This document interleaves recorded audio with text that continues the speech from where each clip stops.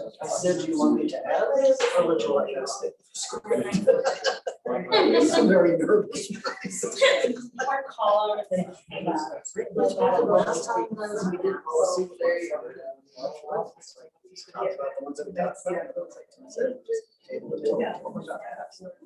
Some of them are self. All right, let's go and get started. Pledge allegiance to the flag of the United States of America and to the republic for which it stands, one nation, under God, indivisible, with liberty and justice for all. All right, welcome, Tim, everyone. would you hold on for just a minute? Blanked out on me. Fish by the hour here. I know, so sorry.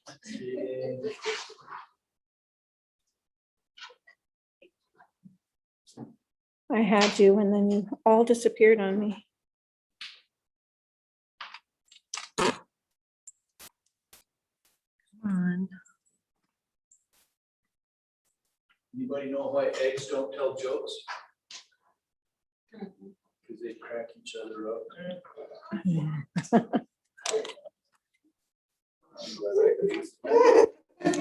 Could you get that thing working? Hey, Sam. Yeah. I have a feeling he has more. He's got a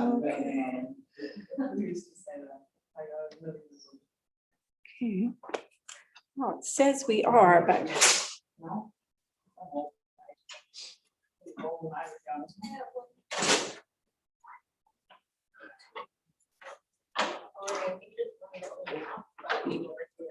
okay, I think we're on. I'm seeing you on YouTube, so. Okay, all right.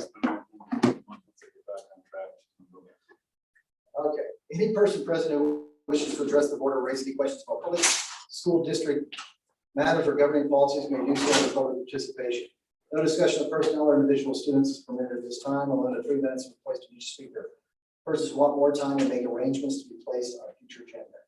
As courtesy, all cell phones should be turned off and hosts remind you that they may provide input on all motions being considered by the board at this meeting.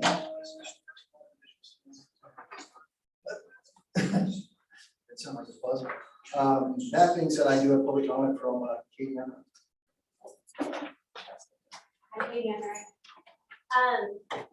so recently we have an ex-board member that was put in jail, admitted a sexual act with a minor.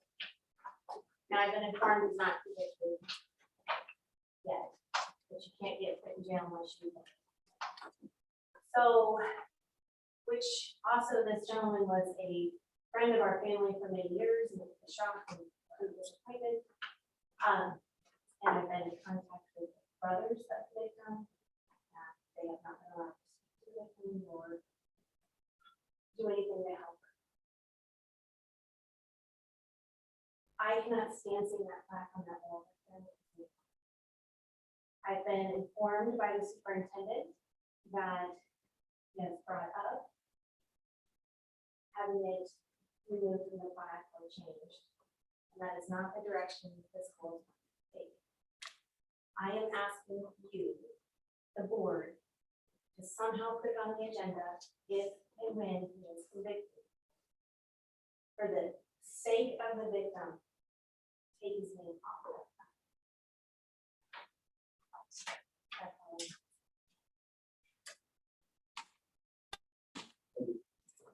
Correspondence is a heavy part of the program. And then we'll go to legislative. Just in time. Thank you, Mr. Chairman. If you would allow, I brought a hand up with numbers. This might be extra. Thanks.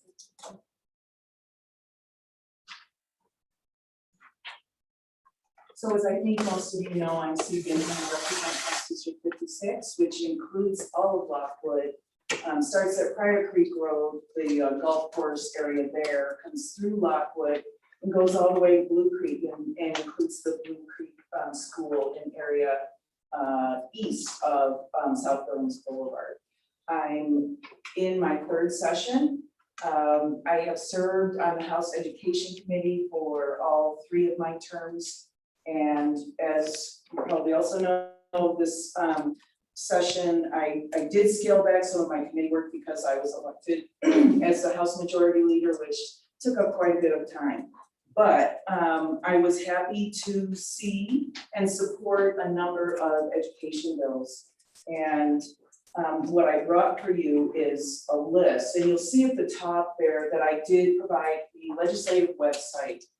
It is so easy to navigate, and if you have any questions or if anybody wants some help in looking and searching and using that website, please feel free to reach out to me. If you just go to leg.mt.gov, and you'll see at the top, there's a tab that says session bills. And if you click on those, it'll even take you to past session bills as well. So you can search for bills by legislator's name, by topic. I think there's one other way I have on there, but I'm sorry, by bill number. Thanks. I'm not a numbers person.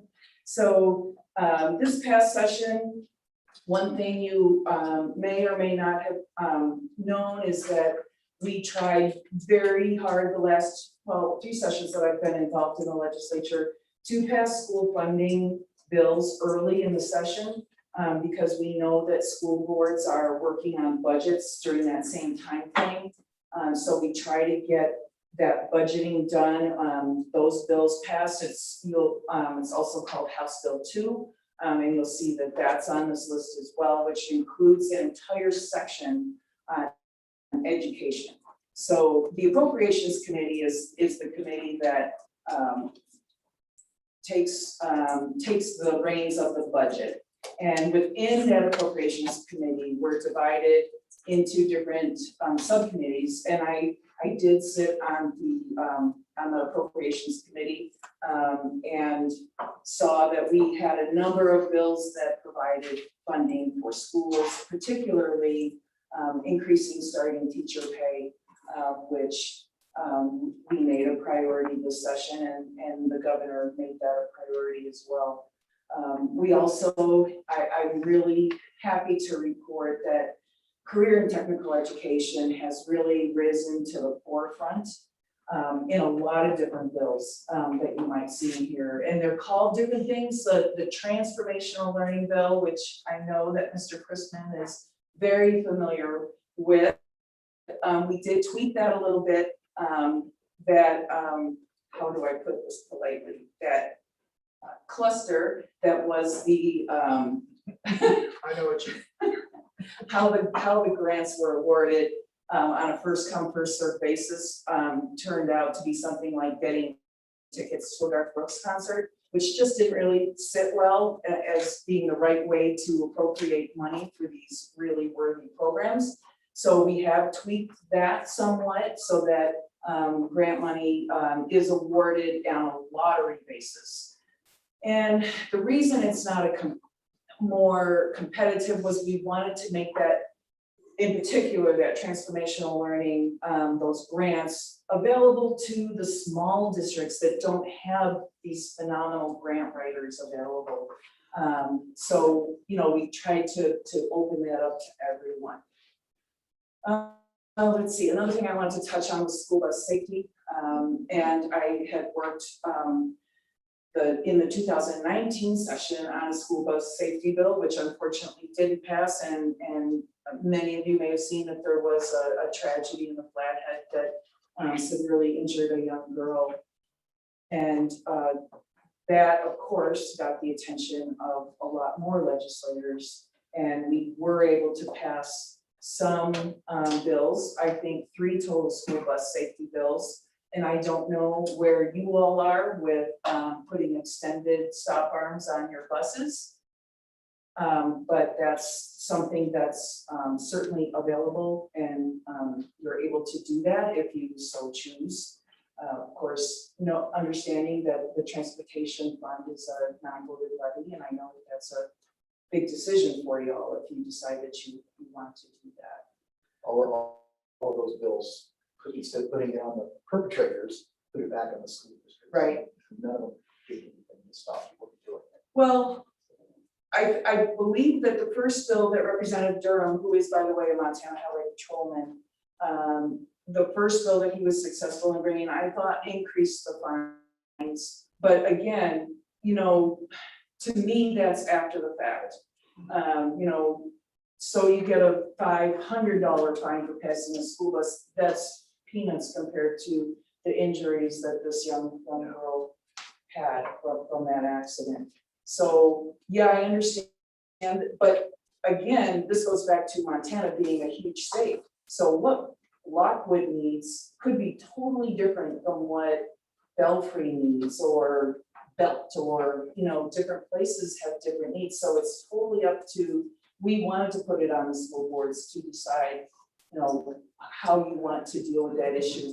And I know that Superintendent Navasio has been in discussions with Superintendent Wandel from Huntley Project, and they have used cameras on their school buses with some success, not in the area of law enforcement, because when I called Superintendent Wandel to ask about how that was working, he said, well, the good thing is we're a small enough community so that when a vehicle passes a school bus and we get it on camera, we know who that person is. We just call them up and say, this is, you know, you might want to rethink that. And that's effective in that community. I don't know if that would particularly work here. We're a lot larger community here. So let's see. Another bill that was really close to my heart, that was actually sponsored by a Democrat, but it showed how we worked across the aisle, was the bill that allowed funding for some special ed students over the age of 19 to continue in school to 21. And that was a long, hard journey. And it showed how a lot of times bills take a number of sessions. I mean, most of you know how long did it take us to be able to build a high school? Took many sessions. So that one was particularly gratifying because there are some students that would greatly benefit from being in this wonderful setting for a couple of more years to get those life skills, to work on things like that. That yes, those types of skills are available through the state after high school, but being the parent of a young man like that, it's nowhere near the great education and life skills that those students can learn in a school setting. So I was thrilled that bill passed. I'm happy to take any questions that you might have, and if you ask me about a particular bill, you'll see me fumbling through. I did bring my voting log just to show you. I think your papers at the top have what 1,700 bills we were introduced, and how, I'm sorry? 1313, and a little over half were passed. But what we get on our desks every day is an agenda that looks like this, and I always write down what the vote was. And then I log how I voted on the bill for both second and third reading. And I try to take some notes, so I do have the whole session in here, but to kind of thumb through and find something, if you try to pin me down on why did you vote a certain way, I may or may not have the answer off the top of my head, but any questions that any of you have, I'm happy to answer.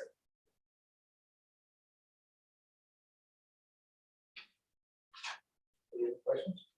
Sorry, Mr. Chairman Sager is thinking hard, he wants to do the stuff. Contact information here has his phone number listed. Is that your office phone? It's my cell number. Yep. And I usually answer it. And if I don't answer it, I do return calls from constituents. Just can't find it. She knows it's ringing. Hey, I got this. As someone called it, it's the $500 phone finder.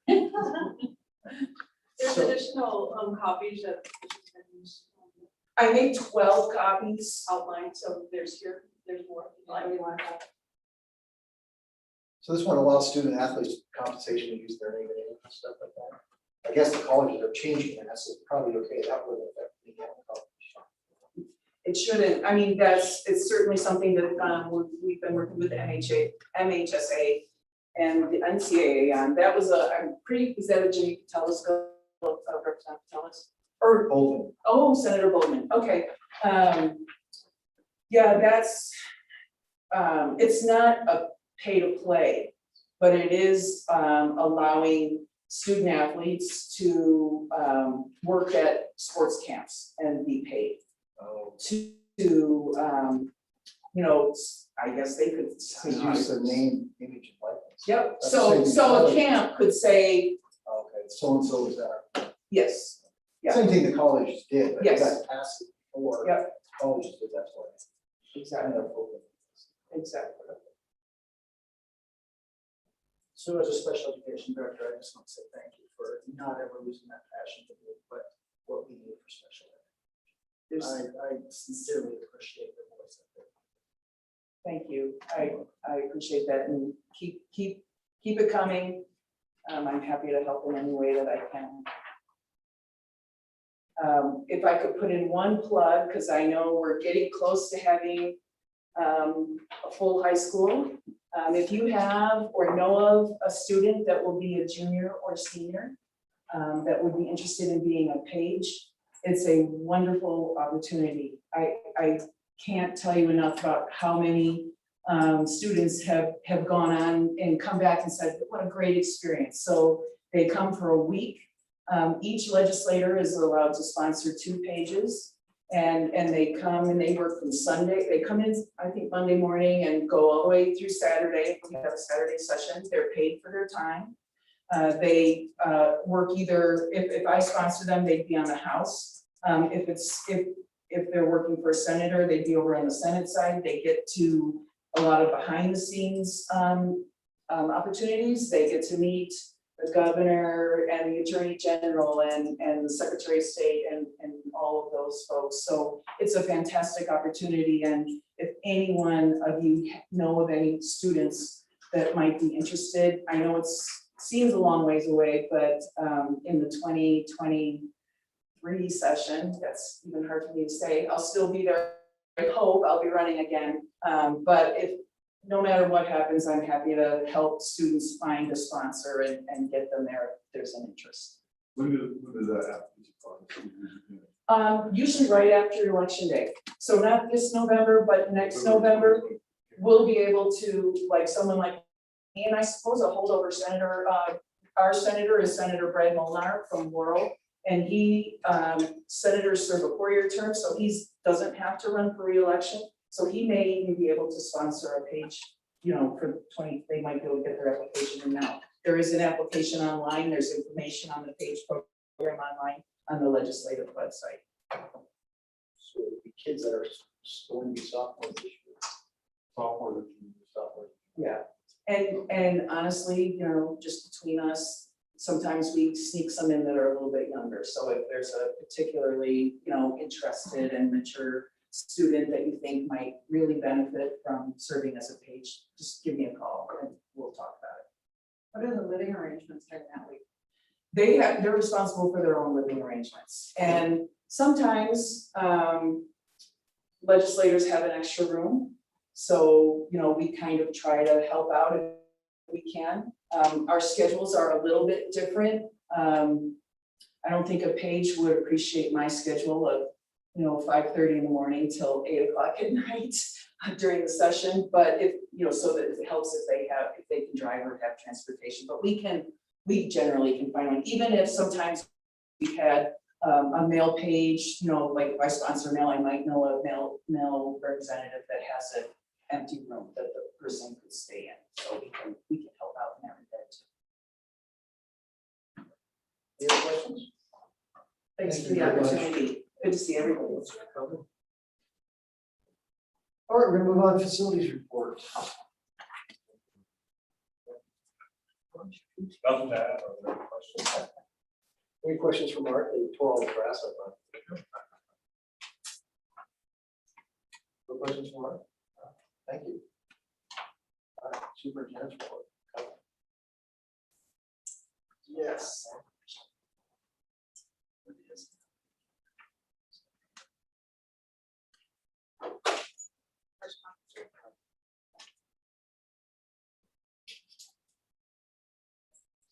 Let's go down.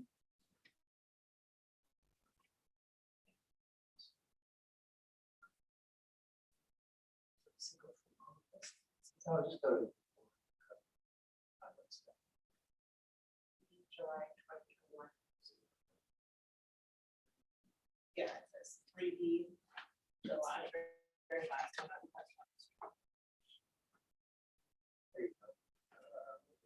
Trustee reports. No, click on the. Oh, no. Never mind. That's why. See.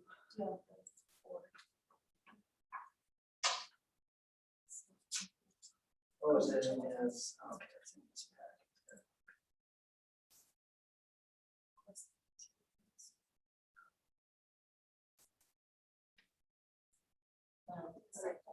While you're doing that, I think I was taking it for maintenance, maybe, I don't know. There we go, yeah. You know, that, I mean, obviously we know the ditch is leaking back there or what, Yeah, but that wouldn't be us, right? yeah. But it is our, But we can't get them to fix it. I'm gonna reach out to Carl. I already talked to him once about it, so, When did you talk to him? oh, a month ago, 3 weeks ago. Good. So just keep pinging on it. When they spray, they can spray that with the coating, correct? Yeah, they're gonna do it on the inside. But, so my thought was that when they shut down the ditch in the first week of August, is that a drying time for the ditch to dry out and do that so that that's more to be used for. And I don't know if they're gonna shut it down, because they're shutting it down first of September anyway, so I don't know if they're gonna do that. To be honest with you. I'll reach out to him. Yeah, because I asked him about it, and he's like, yeah, it's still leaking. I got out of it. That's what you're. So if we could just direct it so it was like irrigation. Anyway, So in Tobin's report, he talks about our anticipated enrollment for next year is right at 1,400 students. I imagine by the start of school, we might see that a little. Having people building houses, coming out and enrolling 10 people the last 2 days, 10 students, so. Schedules for professional development in August, those are there throughout the week of the 16th. Starting on the 16th, there's schedules for brand new teachers, schedules for teachers that have experience but are new to Lockwood, and schedules for teachers that have been here forever, but we're doing some new programs. So there'll be different schedules for different teachers there. The staff on the 2 days prior to school, that would be our opening days, our typical breakfast, PIR days. Inspirational speaker will be Randy Russell. And then there will be more time this year in classrooms for teachers and less time in just forcing all that training into those 2 days. We'll spread out that week before. So a little bit more time for people to get there. Special education teachers have a couple of programs they're going to be working on, so that will be fun. We did receive finally our K-8 building, where buildings were on a school-wide title. So when I go to do e-grants for Title I, it's one budget, we figure it all out, we submit it. For the high school, it's 5 budgets, so it was 5 different sets of things we had to do. So I submitted the report to them and they approved it. So now we will do just one budget for Title I for K-12. So it's kind of a nice thing it's good for Lori. Yes. Resignations of the teachers that we lost this month are there, their names, if you'd like to read those. Our Air Force JROTC program was committed to when they were on site rather than waiting, so that was exciting. So it'll be Air Force ROTC. Administration team will be going to the School Administrators Montana Conference on the 26th and 27th of July. NCCE Tech Conference in August is here at Lockwood. Just keep getting bigger and more room, darling, so pretty soon it's gonna get steep. Back to school vaccinations for middle school students will be here on campus with Riverstone, July 19th. All right, because some of the questions I received have included information FAQ on teens and the COVID vaccinations. Adult education will host Lockwood's largest garage sale on August 7th here on campus. 50 students enrolled in the summer session of driver's education, which today when they were all here, I thought it was summer school students. I said, geez, that was just driver's ed. They filled the commons. Pretty amazing. On the 8th, we did the groundbreaking for the SCL clinic. And the press release is included in here as well. Those are pretty neat things. So it's nice to see that finally come to fruition. All right. I was there by 3. Tim was out there. I saw him. I drove by him this week. Oh my God. Tobin is on the American Rescue Plan Committee, the national committee, so he's helping the nation build plans on how to roll out the use of the monies that were received through COVID from the federal government. It has a press release attached there. An anchor partnership of $7,500 for 10 years, and that is for scoreboards. If anybody knows of any companies that are interested in partnering with us, please let them know to get a hold of the district, and they will be guided to the appropriate person or people. Scholarship from Waterford.org to once again take part in the AASA Early Education Learning World Corner. It's a $2,000 payment to the district for Tobin to attend that, so it's good to have him on there. He's in Washington, D.C. right now doing the executive committee and attending the advocacy conference. He's doing the in-person conference. I'll do the Zoom conference for special ed next week. We're not doing it in person this year. We're doing virtual for 1 more year, and then next year I'll go to DC with Tobin and do the special ed one. So, Lori, do you want to talk about the SODEXO meeting? It was very productive. We met with representatives and Ruth, and we just went over expectations that the SODEXO's met this year and any issues that we might have or we potentially see. So they're very responsive again. They've done an excellent job in helping get that during this last year and the pandemic and all the different challenges that through their way. So it was a good things. Again, we have for the next school year, we will have free meals again. So that was really good news. Hoping to get that for all the kids. And we have a new school SRO. Deputy Gabby Heflin was here last Thursday and did a tour of the campus. She actually went to school with some of our staff members' kids, so she's definitely going to be energetic. She's much younger than most of the SROs we've had, but she has really good. She's going to be good. She was fun to visit with. How was she selected? I think the deputy's office does that. I think they apply. They apply. Yeah. And Lockwood High School will be hosting Big Sky State Games girls basketball events all weekend of July 23rd. So once again, we're opening up the facilities to big events. It's this weekend, This week, it is this week. Friday, Saturday, Sunday. And if anybody would like to come help me in concessions, I'm needing desperate help Hey, let me Friday ask you and something. Sunday. Friday and Sunday? Friday, Saturday. I know, but she said she needed. Melissa, do you know if any students would be able to help volunteer in concessions?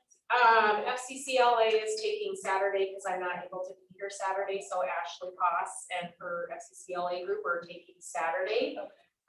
Right now, I know Gordon has reached out to our sports groups. I've reached out to some of our activity groups and have not heard back.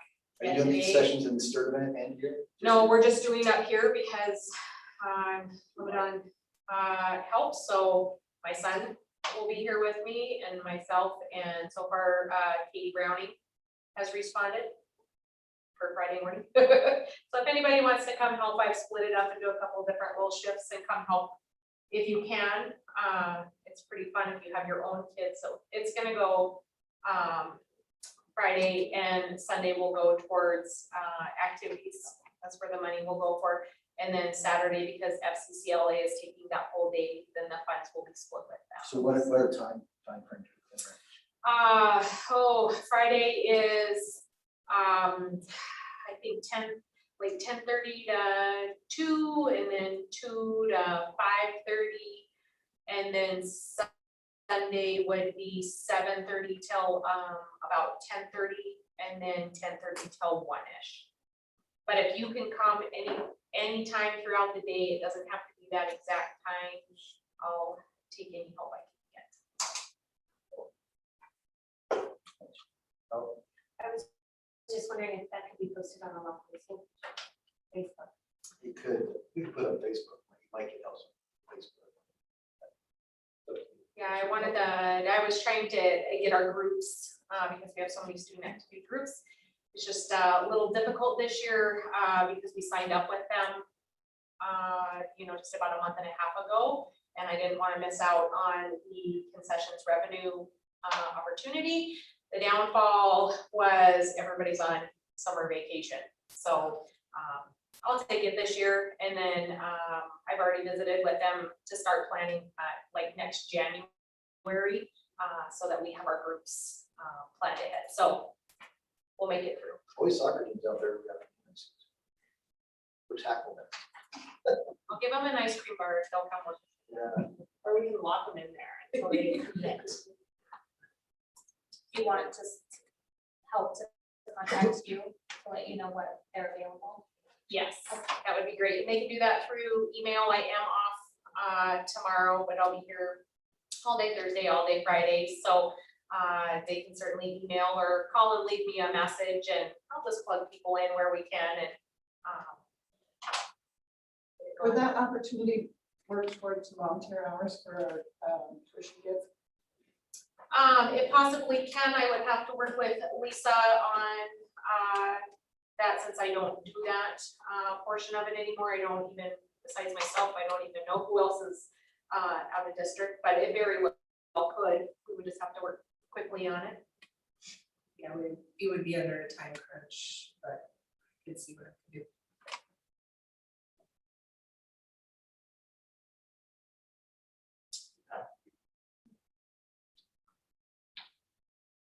The next item, these are safe return to school and continuity of services plan. So as money came in during the pandemic, the first rounds of money were known as CARES money, and then money now is ESSERS 1, 2, and 3. Part of us being able to use the ESSERS money is that we had to develop a safe return to school and continuity of services plan. We'll be required to review this every month from now until September of 2023. And it's right now, all it is a diary of when it started, actions taken, policies that were changed, when we said we had to wear masks, when we said we had to social distance, up to when the board moved to make masks voluntary or by choice, unless there's situations where you have to wear them when you can't social distance, those kinds of things. We had to go back and list every meeting that we ever discussed COVID at that public had input. There were 34 of them during the year of the pandemic. The rest of it is literally a description of everything we went through, and then the CDC guidance that was named on it, the public roadmap for Montana that MTSBA put out. It's just the steps that were taken. And now as we work through this next year, where we may go back to where there might be some requirements that we had done away with, depending on how everything goes, that'll be added in here, and then we'll review it each month to see if there's been any changes. But it was a requirement and will be now for each month until 2023 in order for us to access the money that was provided. So. Any questions on that? It hasn't changed. Changes, it'll go down to the next one.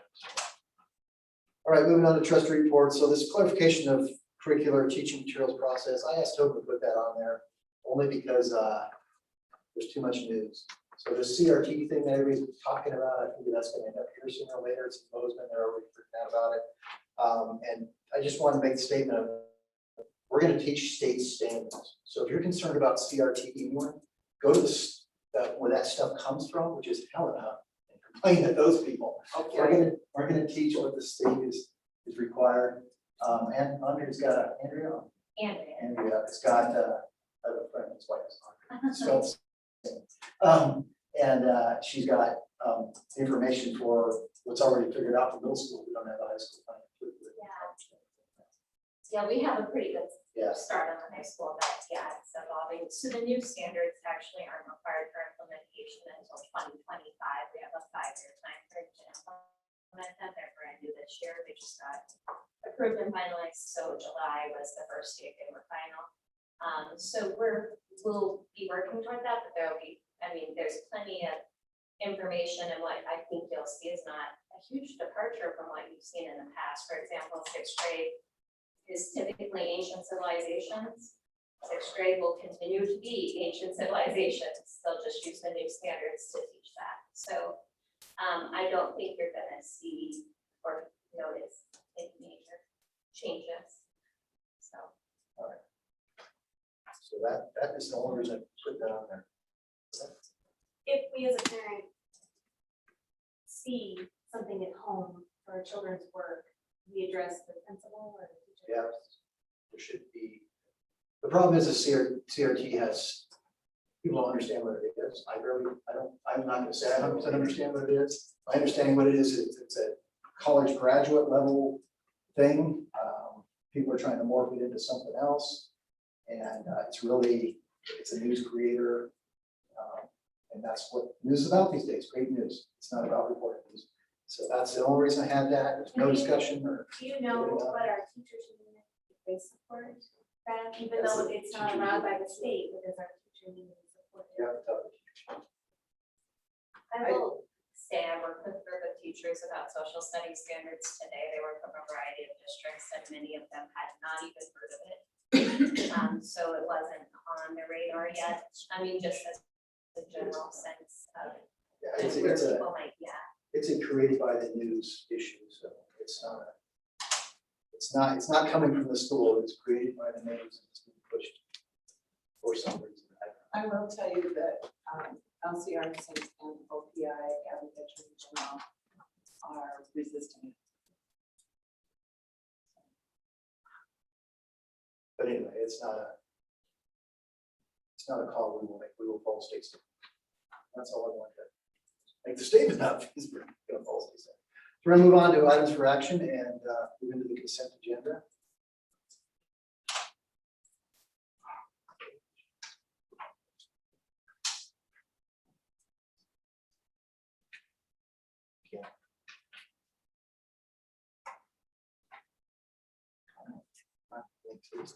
He said some of them were missed, 14%.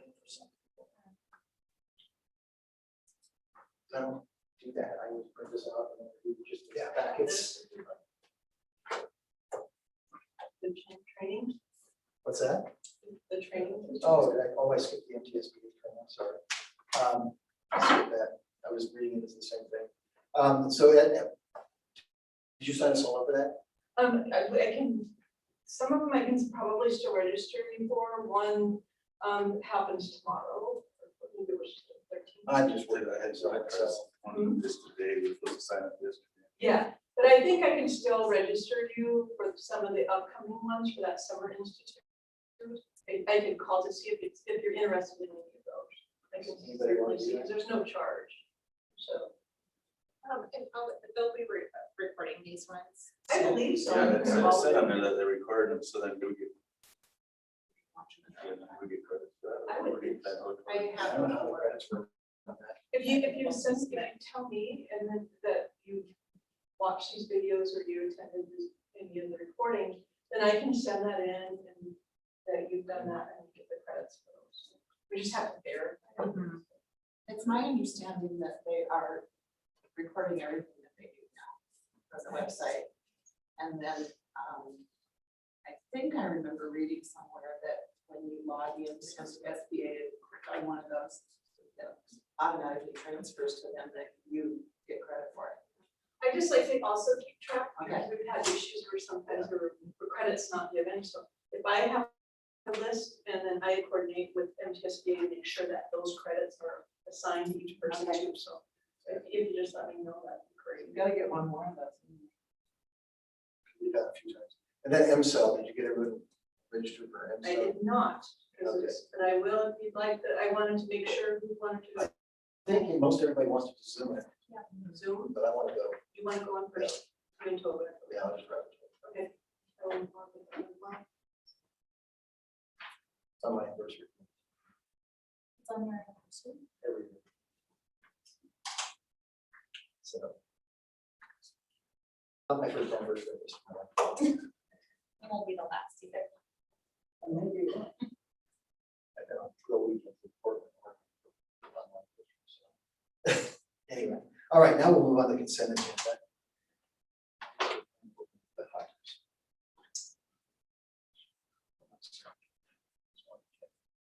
When I clicked it, I got it.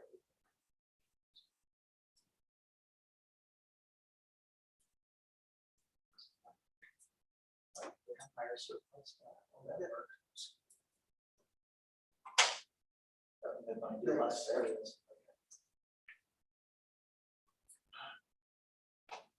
Just a change.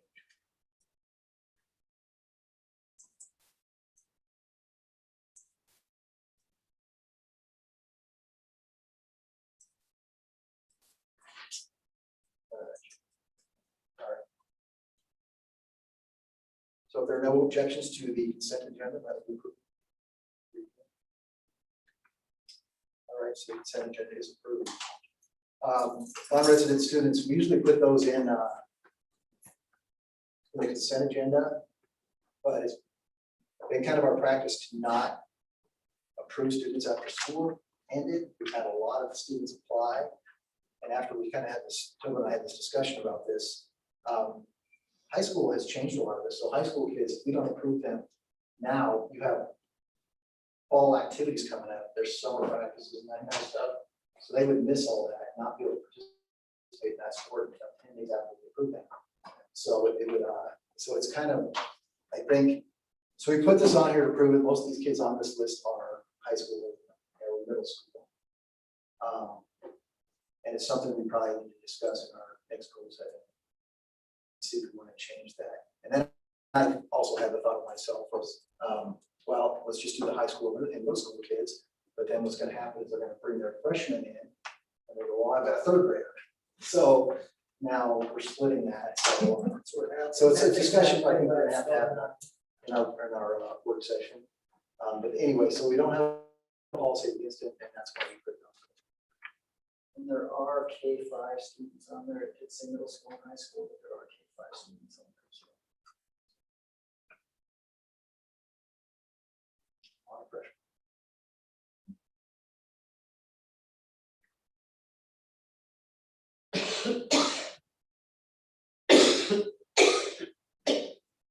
So do you need a motion? I do need money. I'll motion to approve the list as presented.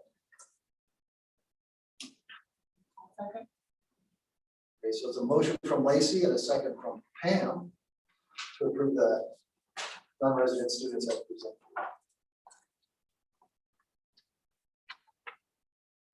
Is there any further questions or discussion on that? Principals? And again, these kids are they're all vetted by the principals of their particular school or building. So they should.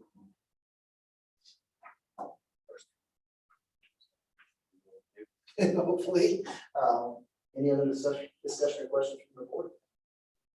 All in favor, say aye. Aye. Aye. Those opposed? And that motion carries. I thought there'd be more discussion on that. I've been done, just to do this one. This is his favorite part. I think we'll do these in, we'll do the first, what is it, 8 or 9 of them, the first one reading things. And then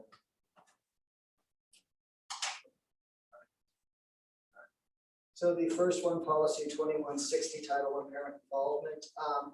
We were asked to update this as part of our approval to have a school-wide Title I budget set up for K-12.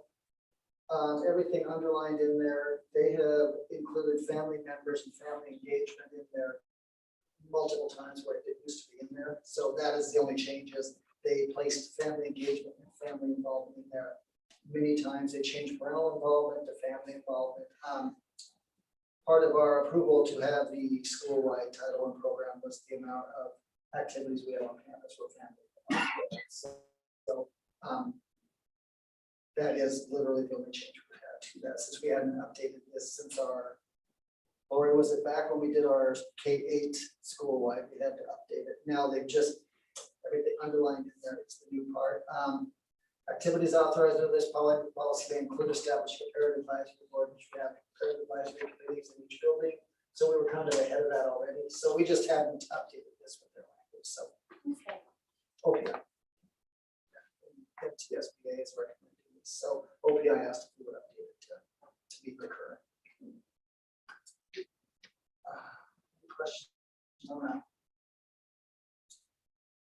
2170 is the Digital Academy and classes. The change here is that fees can be now charged for students to access the Digital Academy courses as offered. Those fees cannot be passed on to the student. They must be paid by the district. Am I correct, Gordon, on interpreting that?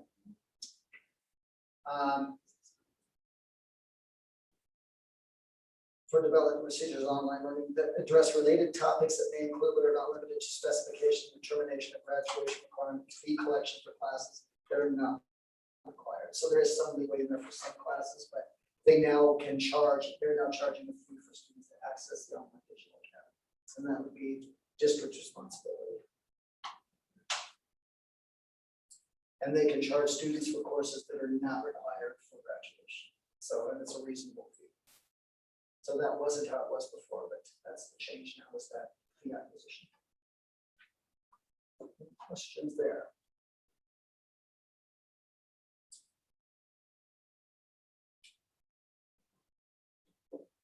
Work experience program now. On 20.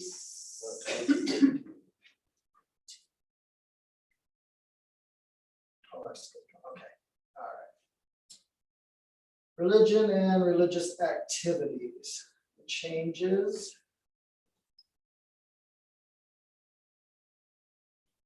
Under student religious group clubs has been struck and the word groups has been replaced with the word groups.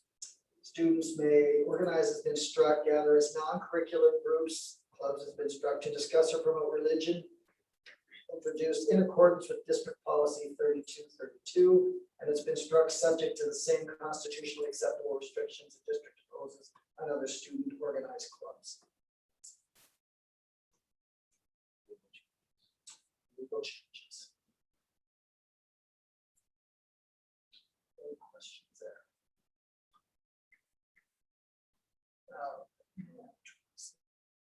Okay, work experience. This one we have to look at because this was the new word.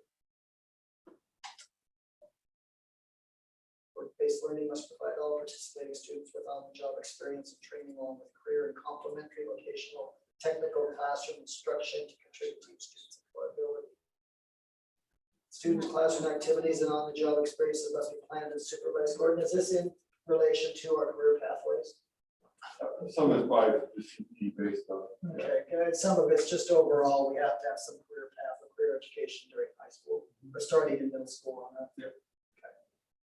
Students may submit a proposal for a tailored work-based learning program that divides their time, and this is also written into our I Graduate program too. There's funding through that grant to help support our students when we do job shadowing, those kinds of things. So we're doing this. This just clarifies that, changes some of the wording. Work-based learning coordinators, employer groups shall be in accordance. So you have to plan with the various groups that you want to do this with, etc. Otherwise, they just struck work experience and changed that to work-based learning. Any questions with that?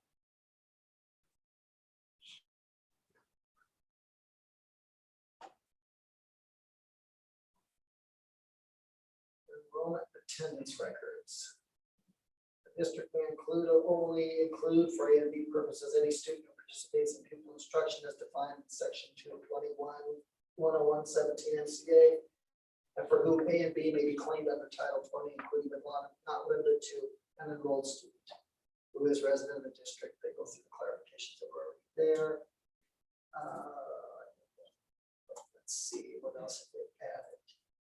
Student of the district completing work on a proficiency basis in accordance with the NCA laws that are outlined there. Student gaining credit for participating in a work-based learning program has been added. Student participating in an innovative educational program, which could be through transformational learning, those kinds of things.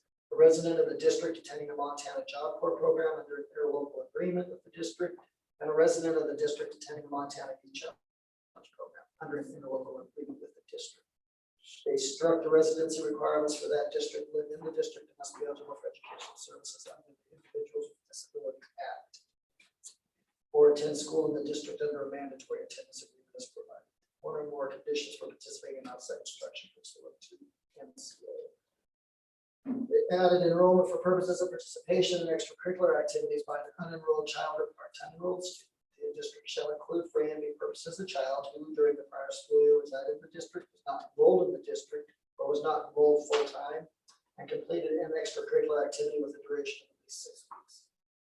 And we already have plans here where kids can come in and take part in extracurricular. And from 6th grade on up can actually come on campus and take classes if they meet with the principal and arrange that. So Yeah, but this is allowing like homeschool. yeah, to come in and do, yeah, they just have now brought that up to where it's now required for sports if they request it. Yeah, so Is this the policy that's going to allow us to have junior ROTC from school district to come out and participate? No, that'd be more of a MOU Okay. with them. This piece they add is more for that. this The is. legislature had that homeschool kids who participate on our sports and activities, but it allows us to get paid. Title I has always covered the academic part of it, special ed's covered the special ed classes, but the one this now is the activities portion, so. We get a little bit of a funding. So are there any questions on that? There's a whole bunch of technical on how to calculate your A and B. It's gonna be important to track those kids, so we get the Yeah, AMD. it's good. Or so get those, that funding mechanism enacted. So that's gonna be part, I think, is making sure those kids are signed up properly and that we keep good records in our. Yeah, Melissa, it's gonna be hard to track those kids. Make sure you properly track them. My, That's for the concession stand thing. I'm on that too. And then with bus routes, the way she did. the So policy 3150, we just talked on that a little bit about, the district had a policy where the students were not eligible in grades K through 4. They're now changing that to it's a case by case request. Parents can come in and talk about that case by case. It's not just a blanket, they're not eligible to come on or be able to participate. For the purposes of academic courses on a case by case basis, the building principal making a preliminary decision pursuant to the criteria in this policy. Denial of part-time enrollment may be appealed pursuant to policy 1700. They've taken out in grades 5 through 12. They've added, the policy does not restrict or limit the ability of unenrolled children to seek to participate in extracurricular activities, which was the previous policy. So they're taking out that we were limited to just 6th grade on up was what we allowed. That's now been removed. And any parent can come in and say, I would like to look at the possibility of taking a reading course or being involved in the math program. So the principal still has oversight on that, but it can be appealed if the principal says no. So that's another change. That's just another clarification of the updated policy. All right. Is that firearms? Okay. 3311. Ooh, that goes so fast. All right, they have added, this policy does not govern conduct in a student's home, a locked vehicle, a parking lot, or a commercial business when the student is participating in an online, remote, or distance learning setting. So in other words, our policies do not translate to your driveway. So If you're zooming or distance learning, so. when I read these, a lot of times I just go to the other one stuff. Yeah. This one I had to go back and like. It makes sense, you have to read the whole sentence. Before holding a hearing to determine a student has violated this policy, the board shall in a clear time and manner notify the student that the student has been adult or notify the parent regarding the student. For expelling a student of this policy, the board shall hold a due process hearing. Those parts are parts of probably all of our disciplinary actions. They're just added into this now. When a student subject to a hearing is found to have not violated the policy of the student's school record must be expunged of the incident. Provisions of this policy do not require the board to expel a student who has brought a firearm to school or possesses a firearm to school if the firearm is secured in a locker contained or approved by the district. Or in a locked motor vehicle the entire time the firearm is at school, except while the firearm is in use for school sanctioned instructional activity. So there's been some changes in that. The changes you don't have to explain. Yeah. case by case, yeah.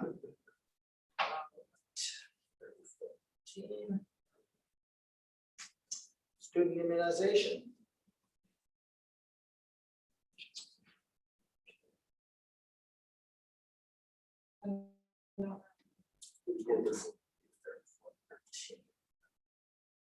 Changes is they have struck exemptions from one or more vaccines shall be granted for medical reasons upon certification by a physician. Physician has been struck. Licensed or certified healthcare provider in a manner provided in NCA. They've struck indicating the specific nature and probable duration of the medical condition for not administering the vaccine. Exemptions for religious reasons must be filed in a manner provided by NCA. The statement as an exemption shall be maintained as part of the student's immunization record in accordance with FERPA specialized policy. We do that anyway. We just would, we were before required a physician to do that. They're not just saying that's not necessary. All students who are enrolled under an exemption and have a disease listed in this policy have been exposed to a disease listed in this policy or may be exposed to a disease listed in this policy. While attending school may be excluded from the school by the local health officer or the DPHHS until the excluding authority is satisfied that the student no longer risks contracting or transmitting the disease. I'm how do you track that? After contact tracing last year, I don't want to know. I'm never going to raise my hand. When that comes up. So I'm done with that. That was, Yeah. This is actually going to clean up this a little bit. It was kind of confusing when this would come up when it was time to put out notices about vaccinations, and what was needed, so. 4331, use of school property for posting notices. It's added or individuals that are not associated with student curricular clubs or student non-curricular groups may request permission of the building principal to display posters in the area reserved for community posters. The building principal shall only authorize distribution or posting of information that is determined to have a direct benefit or relationship to students enrolled in the school and meets the standards of this policy. So non-school related groups can ask and have things posted, but it has to have some benefit to students enrolled in the school. Under no circumstance. go ahead, sorry. Under no circumstance shall individuals not employed by the district be given access to the building for the purpose of posting notices or distributing information. And that's been a standard practice here. All students' materials must be received and reviewed and approved by the superintendent or designee in accordance with policy 3222. Distribution and posting of student materials. Again, just they cannot promote violence, discriminatory conduct, use of drugs, alcohol, tobacco. We're being asked a lot more to show our anti-discrimination policy. So that's going to start showing up more in policies as we go through. Buddy? Skip 3550. I very well could have.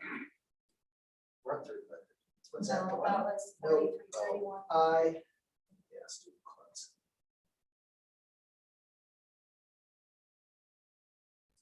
Added to policy 3550, student clubs must complete an application process. The superintendent or designee is delegated the authority to approve or deny club applications. Struck from there is recognized student clubs and organizations, now been replaced with curricular student clubs. Portion of the curriculum that forms the basis of the club, the portion of the curriculum that forms the basis of the club, or the course offered at the school enhanced by the club's functions. Let's see, the club must submit an application containing this. The steps is required for consideration as a curricular club. Applications that do not satisfy the step are permitted to meet at the school as a non-curricular student. So just clarification on why they're wanting to meet and the course offered, however. Again, that would go to the principal, I would imagine, for approval or for the principal to approve curricular student clubs. May also have limited access as designated by the administration to distribute messages with official communication, district intercom announcements, etc. Non-curricular student groups.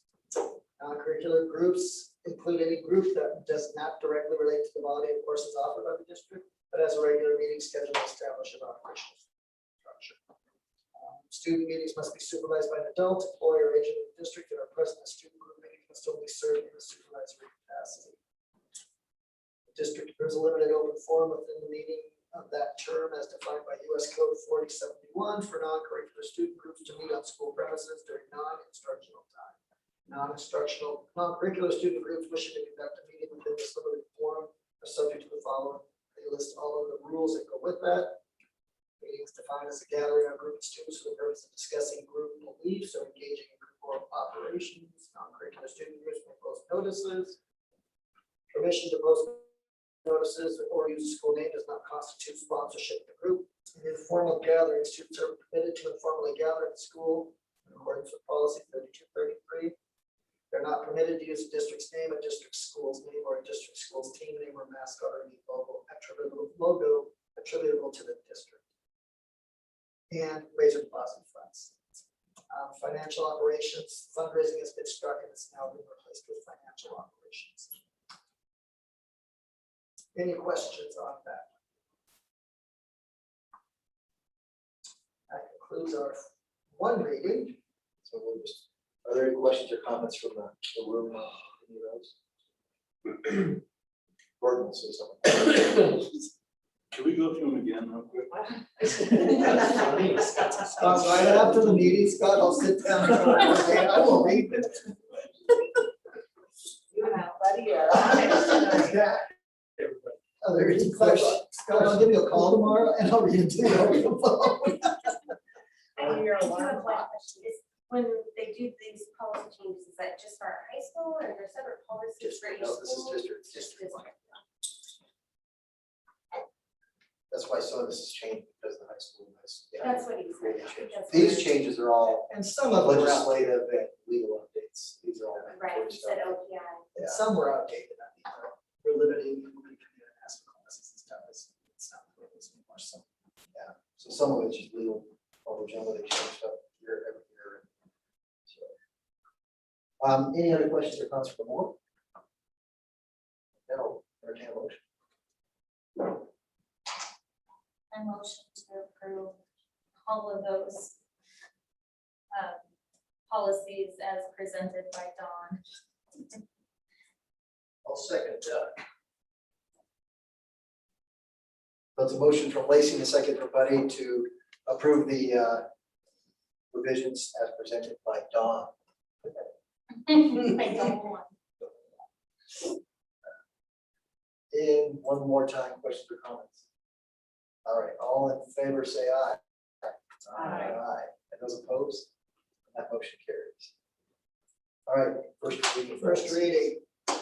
Lori, do you want to cover, you were talking a little bit about the FMLA. Do you want to cover what you were talking about, the more significant stuff? Yeah, This is what we this take. policy clarifies Yeah. better. I didn't like, it's not as ambiguous, and it doesn't just leave it up to me, but it's way better worded, I think. And, This is what we table on, yeah, so, yeah. That's that amount. yeah.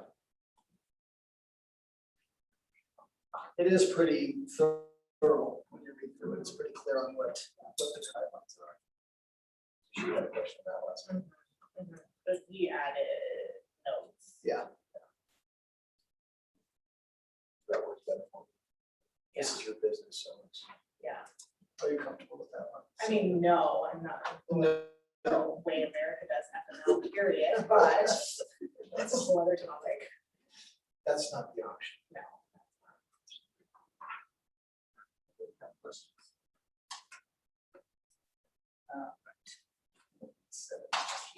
Digital Academy.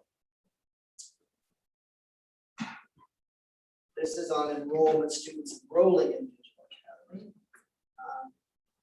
These are guidelines for grades 6 through 12 to enroll in a Montana Digital Academy program. List the conditions. District shall pay fees for students enrolled in an MTDA class that require graduation as specified in the district policy or student handbook that we just covered. And that includes graduation, includes classes taken for purpose of credit recovery. Classes defined as being required for graduation, not include classes offered by the district on site. District, we covered that, can charge students a reasonable fee for an elective digital academy class, not required for graduation. So that is just a little bit more clarification on that. Any questions on that one?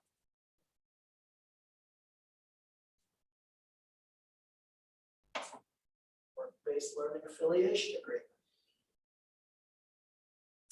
So this would be if we found, let's say ExxonMobil said they want to be a workplace learning site, we would sign this with them, this would be the agreement we signed. And we would go through the work-based learning program with them. It outlines all of the requirements that high school and the district would have, what we would require from the business. This will be the same when we get our pre-EDS program, which is the special education job training program. Right now, Yellowstone County is 1,500 students deep in trying to get the program going. So we are in our second year next year of the application process. It does come with money and it's good. There's some stuff in CTE that we're starting to see that will relate to this as well, and then that graduates. So Alternative high school also. yeah.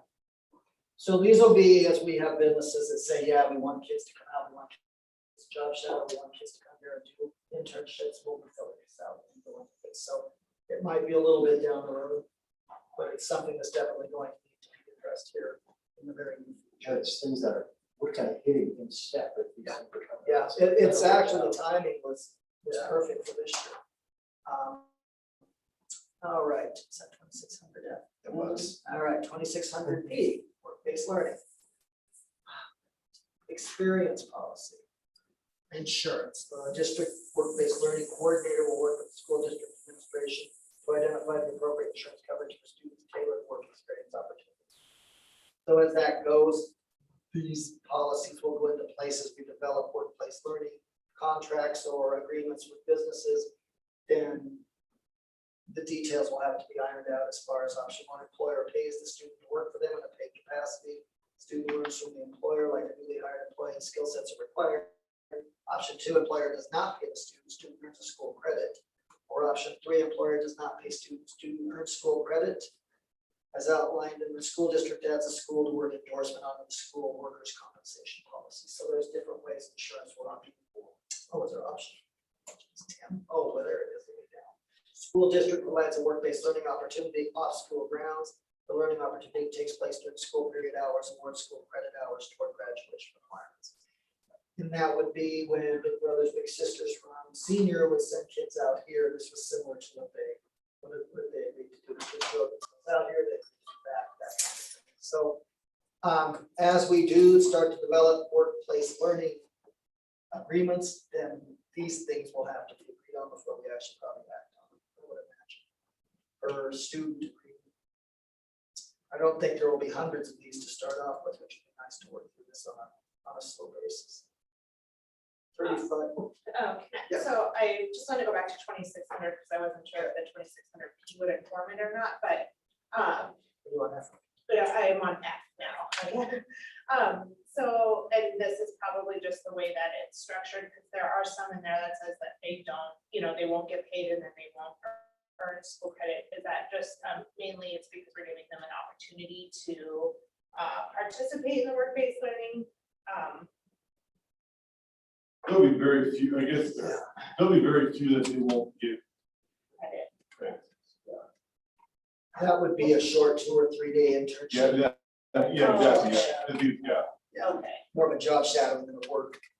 okay, This, because to earn credit, there's some requirements that they have to have so many hours a week, as if they're in a classroom, by okay, state law, or credit, stuff like that. So, okay. there could be some shorter periods of time where it may not be a whole semester, where they're in there earning that time. So like Don said, it could be a couple days or a couple weeks or something like that. That makes sense. Thank you. 233. Student use of buildings equal access. This is in relation to non-curricular groups of students not previously recognized as curricular student organizations under policy 3510. 3550 may gather on school premises under the following guidelines. And it lists those guidelines we reviewed in that policy just a little bit ago.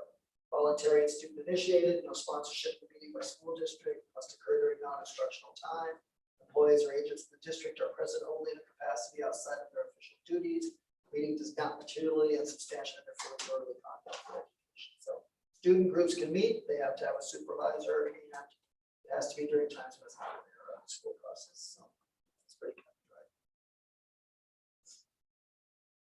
And the meetings need to be approved by the principal of the building. So it's another layer of oversight there. Any questions on that one?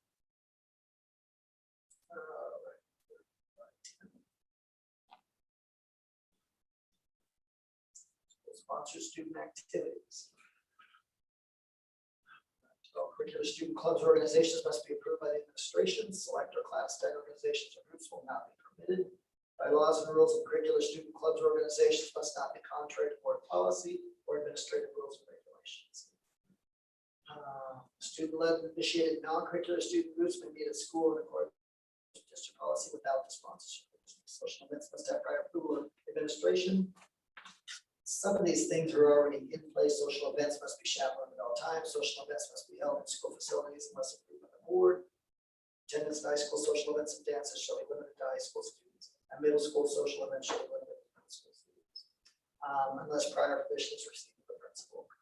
Academic and behavioral eligibility rules are established by MHSA rules and district policy. Any student convicted of criminal offense may have discretion of school officials become ineligible such a period of time as the school official may decide. Establishing an interscholastic program, the board directs the administration to open all sports to all students enrolled in the district with equal opportunity for participation. Open all sports to residents of the school district and who is at least 5 years of age and not more than 19 on or before September 10th. Recommend sports activities based on interest inventories completed by the students. District extracurricular activities by unenrolled students. This is again more clarification on the policy earlier. Any child identified in section 3 CI is of this policy is attending a non-public or homeschool meeting requirements of section 25-109 is eligible to seek to participate in extracurricular activity in the district. Subject to the same standards for participation as those required of full-time pupils and will be assessed for purposes of placement, team formation, and cuts using the same criteria as used for full-time people. If you'd like, I can read each one of these to you, but it's just more clarification. Direction on when we have a homeschool or unenrolled student who wants to do activities. All right, good, Scott. Student clubs, this is 3550 out. It's an application for a new club or an application to renew an existing club. So just the formal application that student groups will have to use in order for a club to be put through the vetted and put through the process of being recognized by the district. Pretty much cut and dry.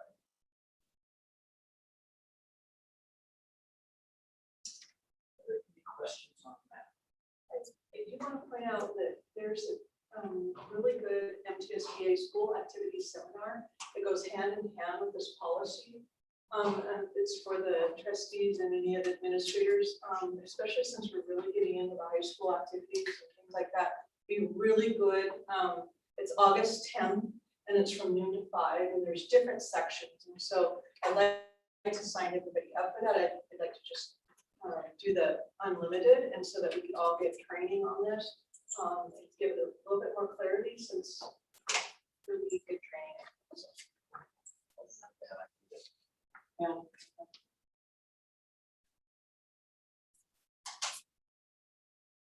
I have a quick question on 3510. Sorry. No, you're good. So with the homeschooling and the people home-based or whatever, if they come in for an activity, say they're academically, right, they're 9th grade, but their age is 8th grade, 7th grade. When they come in for activities, do they go by grade or do they go by age? My recommendation would be to go by with their teachers. Yeah. Because once they start high school, if they're a 12-year-old and they're taking freshman classes, once they step in the door and start doing high school activities, their 4 year starts, and they can be done at the age of 16 and not be able to do anything else after that, and maybe still be taking some high school classes, stuff like that. I would recommend going by age personally. I think that would be better. So you don't start the clock taking them at 4 years of high school eligibility.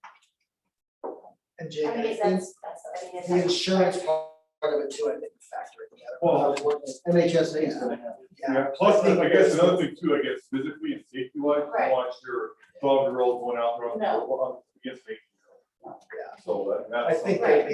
there's probably more clarification on that. Yeah, should go into I'm sure the sporting rules on it too. Okay, That's a good I didn't- question though. I just didn't see it in here, so. Because some homeschool kids are. Right, a Right. lot of them graded are at that advanced, age because they yeah. get quicker, yeah. But that's gonna be, it's not gonna be our policy, because I'm sure it's gonna be an MHSA. Yeah, there will be rules governing. Yeah. Yeah.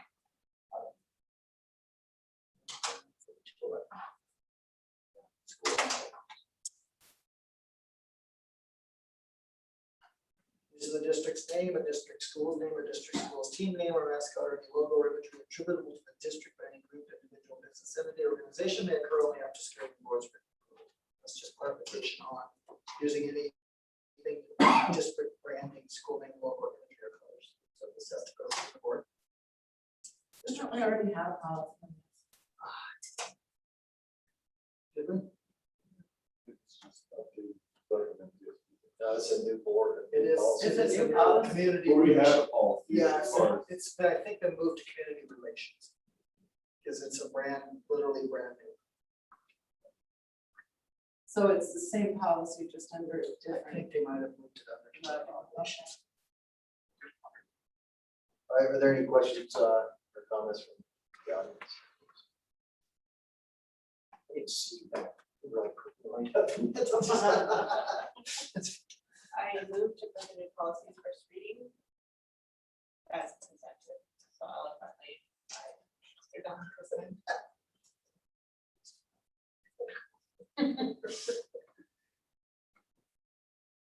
I'll second that. So it's a motion from Sylvia and a second from Buddy to pass the new policies on first reading as presented so eloquently by Don Christopher. He's got it with us today. Okay. Are We talked about second reading. there any other questions or comments from the board? All in favor, say aye. Those opposed, that motion carries. Second reading, the last policy, student instruction. Just gonna read the first paragraph in this. The school district has adopted the protocols outlined in this policy to ensure the delivery of education services to students on-site at the school, off-site at other locations using available resources. District administration or designated personnel are authorized to implement this policy.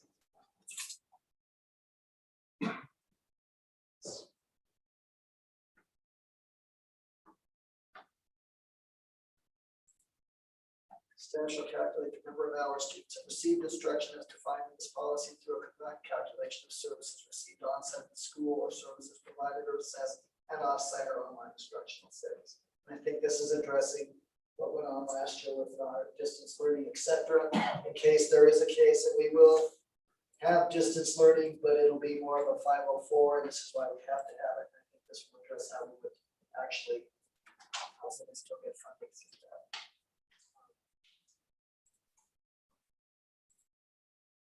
Comments from the audience? Comments from the board? Entertain a motion. We approve the second reading of policy 2050. A motion from Buddy, a second from Sylvia to approve policy 2050. One more time, questions or comments? All in favor, say aye. Aye. Anyone opposed? And that motion carries.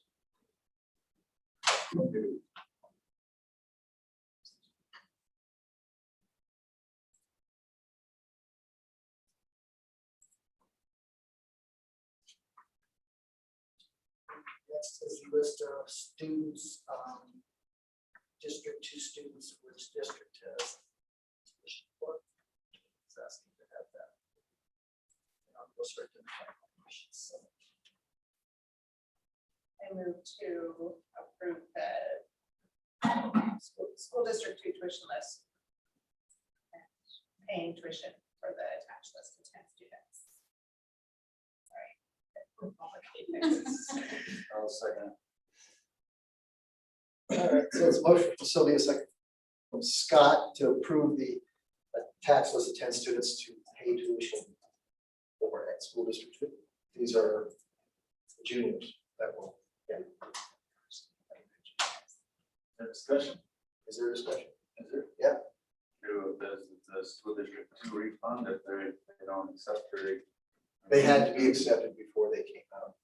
Oh, because some of them were like.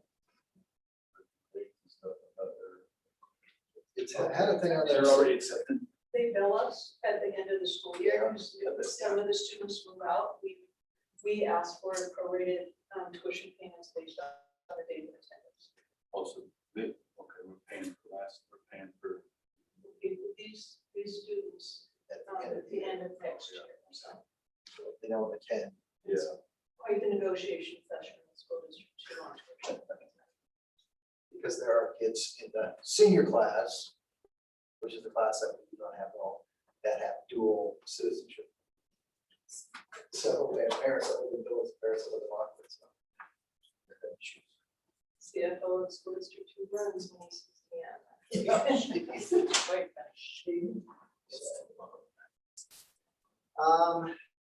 It has been recommended to increase the hourly. Oh, you got it. Are there any other questions or comments? Are there any questions or comments from the board other than that? All right, all in favor, say aye. Aye.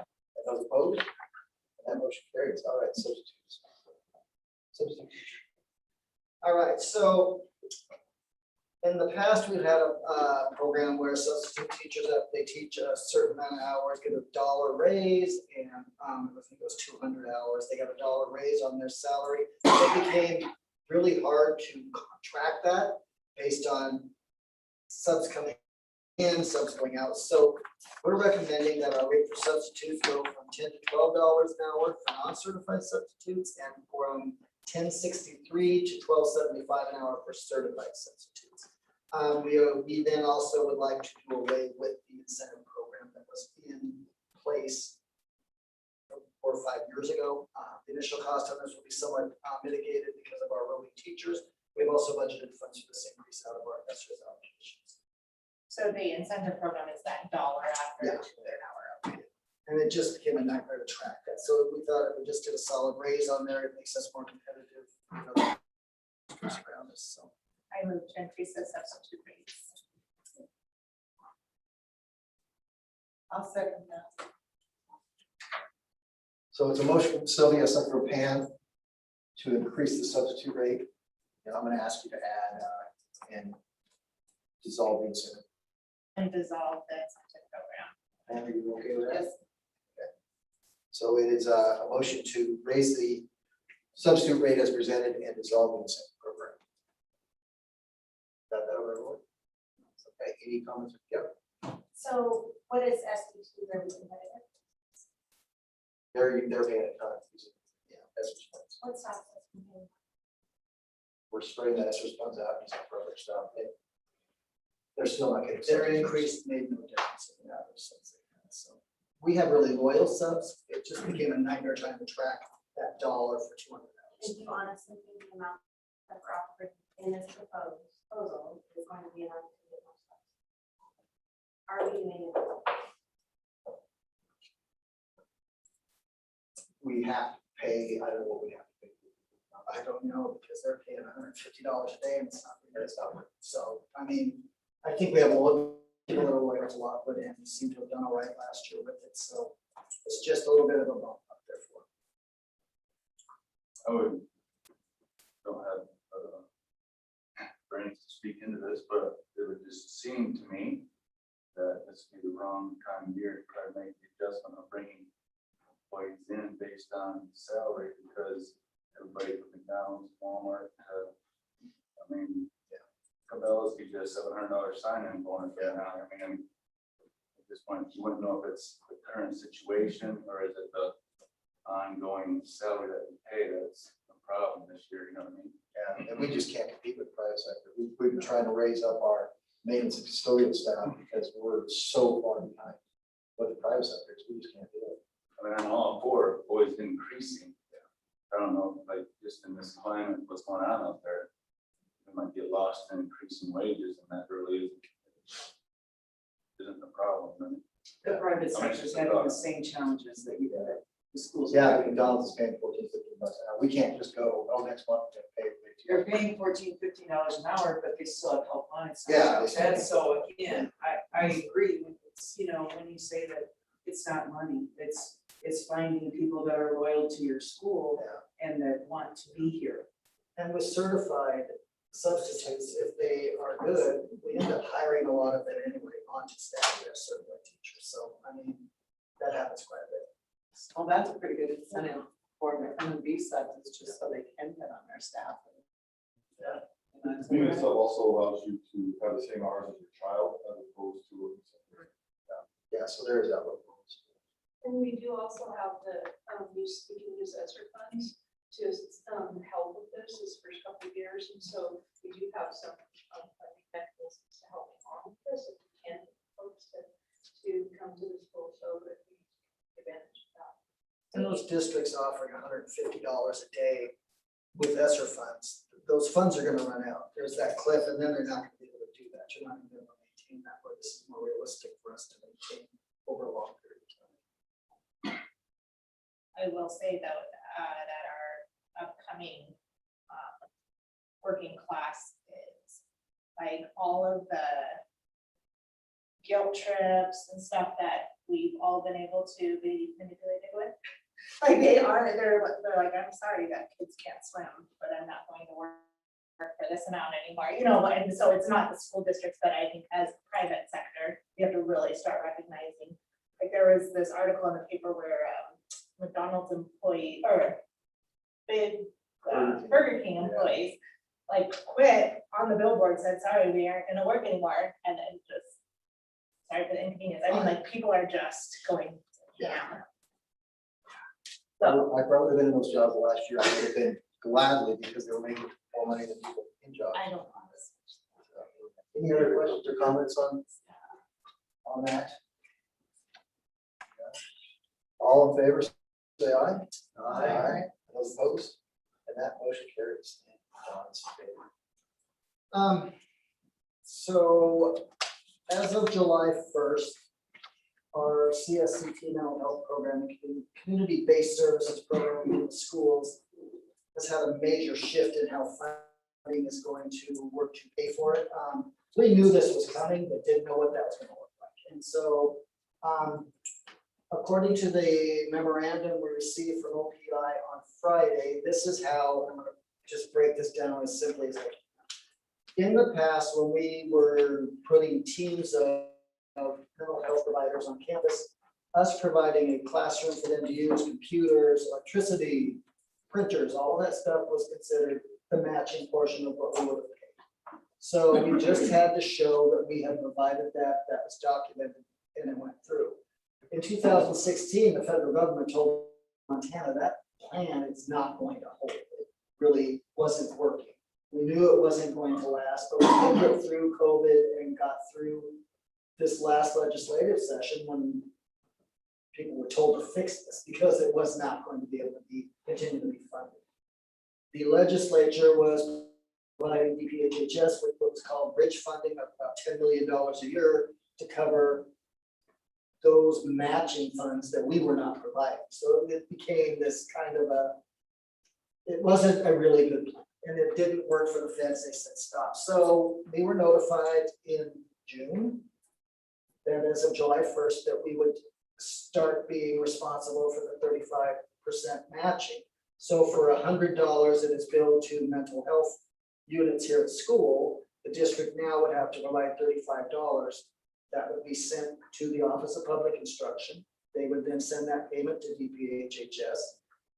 In an ideal world, we were to get back the $35 that we were sending for matching. They are now saying that's not guaranteed, that we probably cannot count on that money coming back to the district.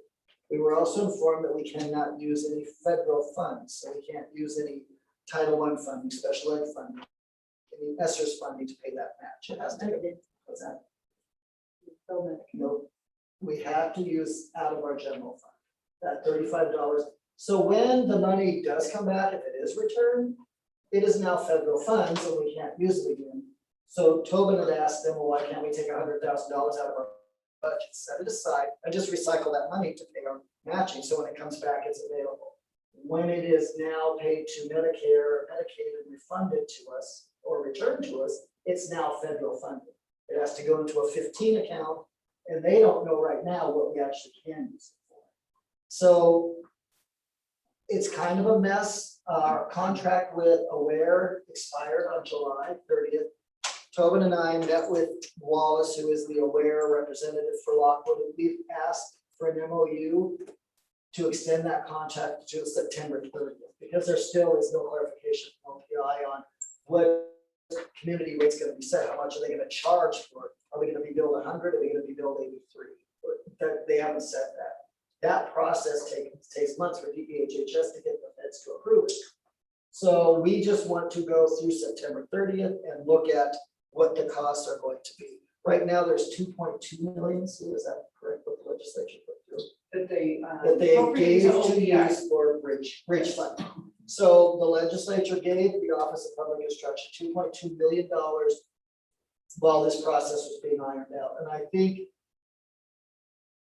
there was the thought that this would probably be a pretty quick thing, and it's turned out to not be so quick. I've been to like 3 Zoom meetings now, we're getting the same response that I got on paper.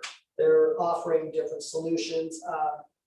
You can use your ESSER funding to pay 100% of what you bill. You can't use it for your matching fund. That still has to come out of a non-federal, which is your reserves or your general fund.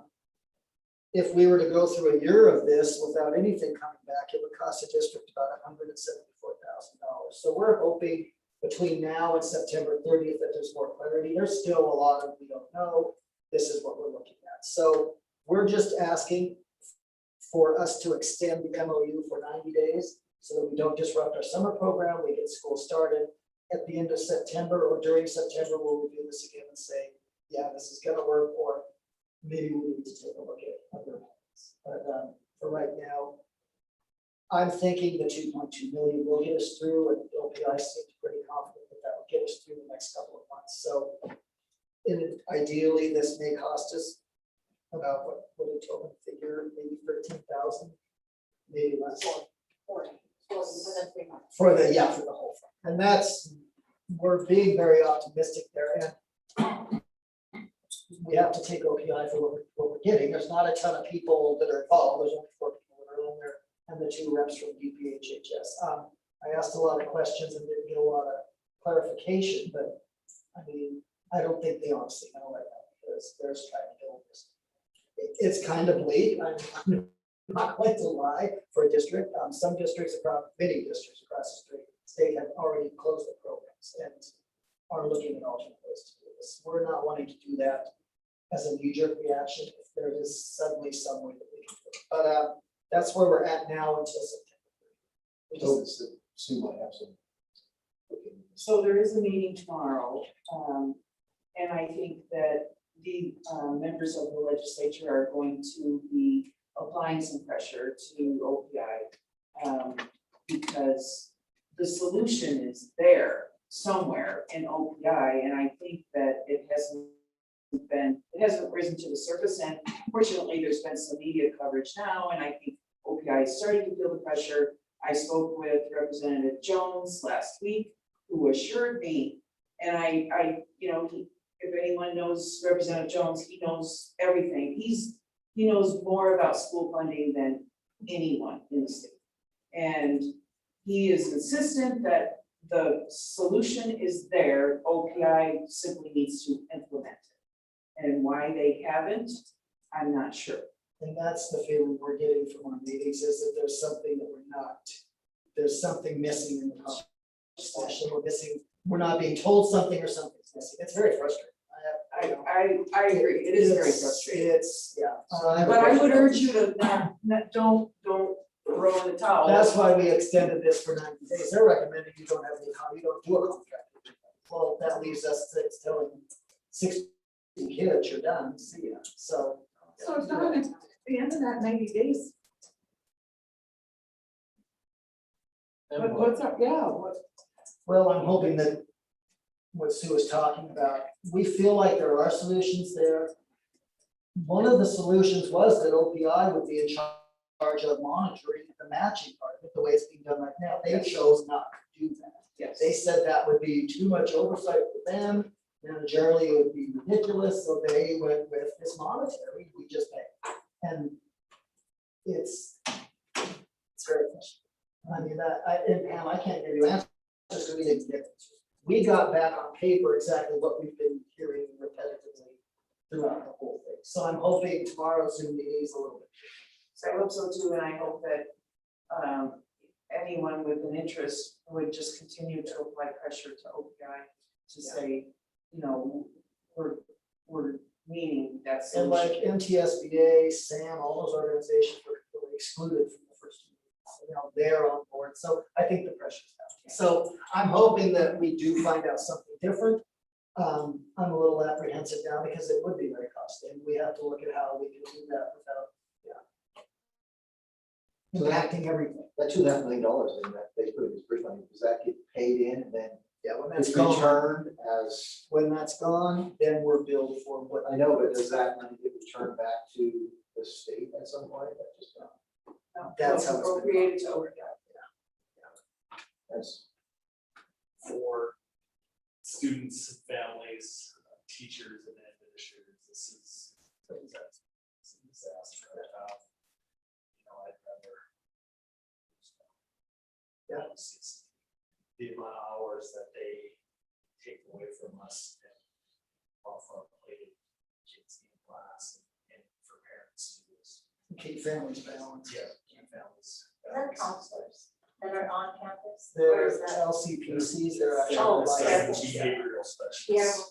Yeah, Okay. they're licensed, and then in training, there's a behavioral person with them. Right.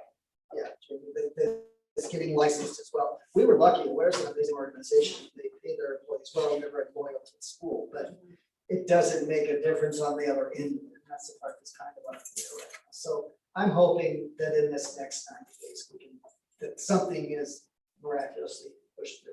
I have faith in Sue and Lou that there is something that, no, but I mean, I think there is something there. Yeah. And I just think that they need to have a discussion. You know, it would be different if I heard during, this first came up during the session, you're right. And it would be different if I had heard, oh no, we're not gonna fund this anymore. This, we just aren't gonna do that. That's not what I heard.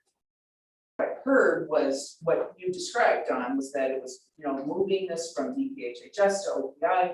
So now, you know, the ball is in OPI's court and they've done nothing. Well, and Lori there, a superintendent from the River School District, and people who know her, she's been here, she's a good friend of our district. She confronted them and said, I sat at the table with you to OPI. This is what you told us, and now you're telling us all of that is not true. And they said, yeah, pretty much. So there's been a lot of back and forth, because it's not like people weren't in there and weren't fighting for this when it was going through the legislature. So I don't know, So as citizens, there's nothing we can do. no. Sure, you can pick up the phone and call OPI. Call OPI, yes. Well, I mean, Yeah, that's. for sure. I do wanna say that when the clinic opens, Tim Pellandini, who's Director of Operations for St. Vincent Health, and I wrote a grant 2 years ago now for mental health programming at Lockwood School. And we couldn't act on it because COVID happened, and then they didn't have enough nurses to do it. But when the clinic opens, their hope is that they will partner with Walla Walla, and they will place all of their students that are in behavioral health here at Lockwood to do their hours of observation like we're doing now with Aware that has like one. They will place all of their students here for observation and hours, and St. Vincent's will monitor that. That's in a year. It doesn't do us much right now, but I mean, there's plans that are in place, and we were hoping Aware would go on, we would be able to program in the high school. That was the plan, and that's kind of, but that's a plan B, and it's a year away. So, I mean, I'm hoping tomorrow gives us a little more insight. So, We'll and keep that's all. applying pressure. Yeah, that's all I can do is go back to the Zoom meetings and ask questions, because it's very frustrating. Anyway, so this whole part was to ask for board approval of the MOU to extend it to September. I move that we approve the MOU with Aware for this CSTT services. One second. I just want you to add through to the end of September. Right. End of September, okay. So it's a motion from Pam and a second from Sylvia to do an MOU with Aware using their current contract to the end of September. Keep that?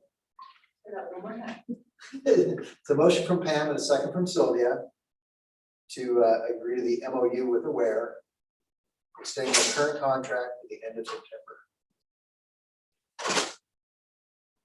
September 30th. Okay, any other comments or questions about that? So I just have a question on the, what's been put in here about the 3-month maximum of under 40,000. That's, so how do you explain that 40,000 is above and beyond what we're paying right now? Because we're not gonna get any match for the next We're 3 not paying months. anything right now. Okay, That is if the 2.2 million that the legislature gave OPI to manage this bridge, if that expired tomorrow, that would probably be about the maximum we have to pay. in Okay. those bonds during the time we get it. okay, It's not gone, so Right. I'm not saying it, but Yeah. we just thought that would We be. got no money. If that would be Yeah. worst case scenario, that we would be billed for this. We're looking at possibly up to 13,000, we might get billed for if it runs out in August, so it's it's kind of a shell game right now to get through till September 30th, and we're hoping in that process, something else comes out of this, is more. okay.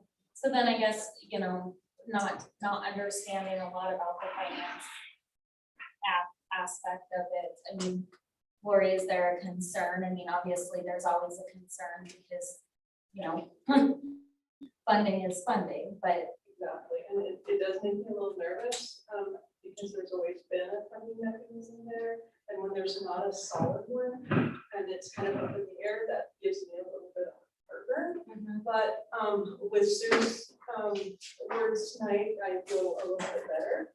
And then my concern was funding it out of the flex fund, if we did, because that fund is, this year budget is tight, and we're gonna be funding our paras out of that. So I don't want to take away that little pot of money that we might need paras in the classroom for this. So, but with Sue's words tonight makes me feel a little bit more confident that we can hold this out until September. And I do know that the bigger schools, Belgrade, Bozeman, they're not doing this program. They're not doing MOUs, and so that funding is also then available. There's a So, bunch of small schools. You know, so Yeah, they are. I'm feeling more confident tonight than I have been coming into this meeting. perfect, thank you. In comparison, districts like Missoula County Schools, it's almost $500,000 that we're getting from. They run about $1.6 million through their district every year. So it's not just us, I mean, it's every Right. district. Yeah. It's a huge impact. And the ones that are no longer doing it, And they're not drawing on that 2.2 Right. million. so So what are they doing instead? they just dropped the program, they're done. Yeah. Some people hire social workers and they're funding that through ESSER right now, so, I mean, but finding a social worker is like. That's what I'm trying to see. What And other gold options? medal in the parking lot. Yeah, what other options do we have? It's, yeah. And they could provide the cost, you know, that it's costing us each month, until September. I can make sure that's on the, give you that report each month where we're at. Yeah, that's right. I'm sure we'll be talking about this probably from now until September. Right. Yeah, it's a pretty critical thing. Any other questions or comments on this stuff? All right, all in favor, say aye. Aye. Those opposed? That motion carries. All right, Melissa. I'm clicking on it.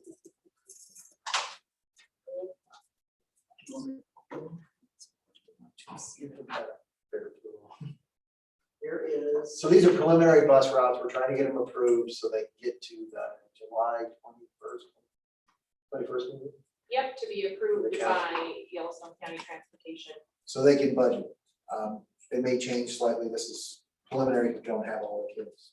Right, very preliminary. I am currently pretty much all day long going through each one of our routes, making sure that we're taking right-hand turns instead of left-hand turns in safe intersections. And you have to making- annotate all the places the kids have to cross the street. Yes, so that's my other part is rearranging and tweaking the route so that our kids are getting on door side, which is on the right-hand side, so they're not crossing in front of the bus.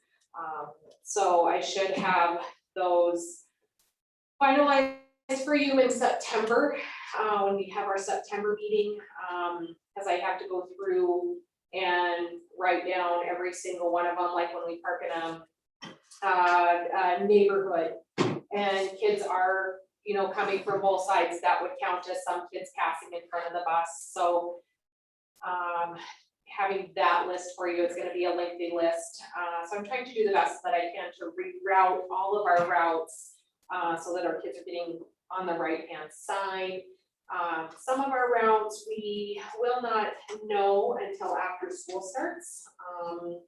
Our early kindergarten routes, they will have those kids selected after school starts. Our 3 through 5 tutoring routes, you know, when those lists get, so that's why it's preliminary, because I just blocked out 2 areas within Lockwood, and then once we have our kids narrowed down, then I can route those kids to their house or neighborhood stop. Roughly, I am working with 70 individual routes. I honestly lived in fear that this would be my next job.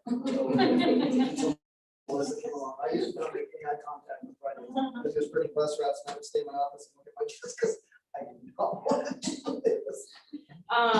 So I will get, you know, finalized, if you can approve the preliminary tonight. I will take on the 21st to the county meeting to get those.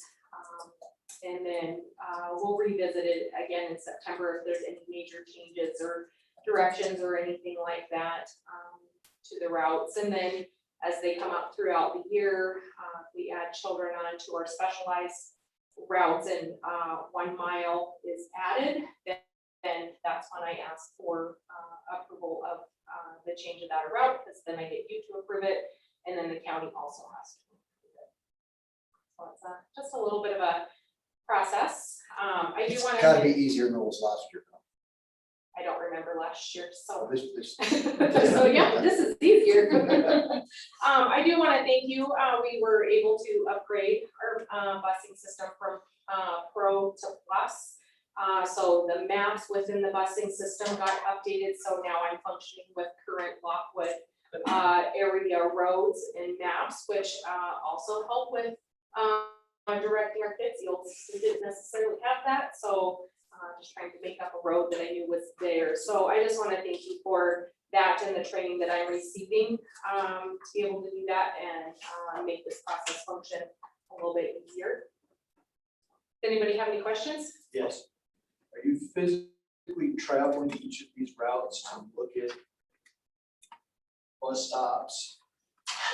Yes, I will be out driving to make sure that the stops are accurate. I also will give these to first student roughly after they're approved on the 21st. Their drivers bid on the routes. So once their driver gets the routes, I do ask them to come out in their vehicle and in their bus, and first student is on board with this so that the drivers actually drive, because I do rely on the drivers to give me their input of this stop is better because of, you know, the side of the road or anything like that. We don't do door-to-door stops, but I do take the requests of the drivers. So if I have any question and can't find it, I get in my car and I drive out and I just double check. Yep, this one works better than the other. And I also do it throughout the year when parents call. If they say it's too far for my child to walk or it's a danger, I get in my car and I go look. That way, when I call the parent back, I can say, yep, I see what you're saying, or you're 2 houses away from the stop. We're not gonna change the stop right now. So I feel better having that physical, my eyes on it, because I don't necessarily know every nook and cranny of Lockwood yet, but I'm getting pretty good at it. So I just feel better when I talk to anybody that I actually looked at it and spent the time to see it. So I try my very best to rely on going for student and drivers. So before we had the software, the bus routes were devised at some point in time, and they were basically just changed by bus drivers saying, this would be better or this would be worse. And so over years, they were just these, I mean, they already looked like a mess because of the way our local area is laid out, but there was no rhyme or reason almost. And then we finally got the software, really helped. And the consistency with, we have the First View program that's through First Student, which we're getting more of our families to be on. So First Student enters in all of our routes, so parents can log in. Children's names are not on there, just the stop location. So parents enter in their stop location and set their settings to however they want. And then that helps them kind of track the bus a little bit. So that's, I think we're second year. We just finished our second year with that. So going into third year, my goal is to get more of our families on there. And I have had some call asking if we had that for our summer school buses, and we don't. So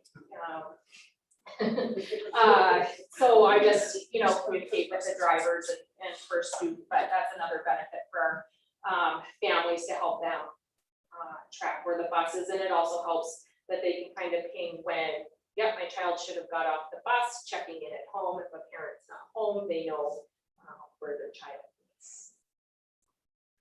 Work in progress. I have a question. Sure. On these bus routes, is that accurate that some of these kids get picked up at 5 in the morning?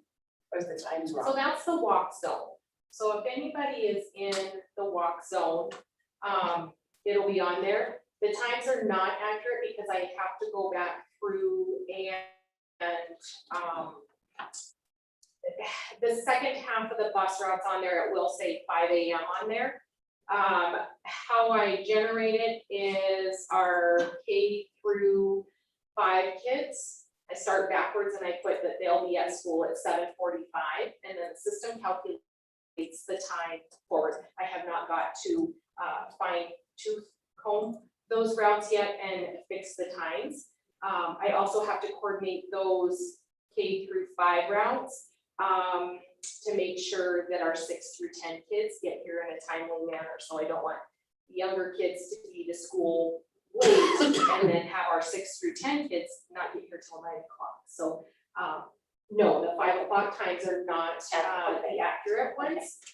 When we either do the July or have them approved in September, that will be the accurate times.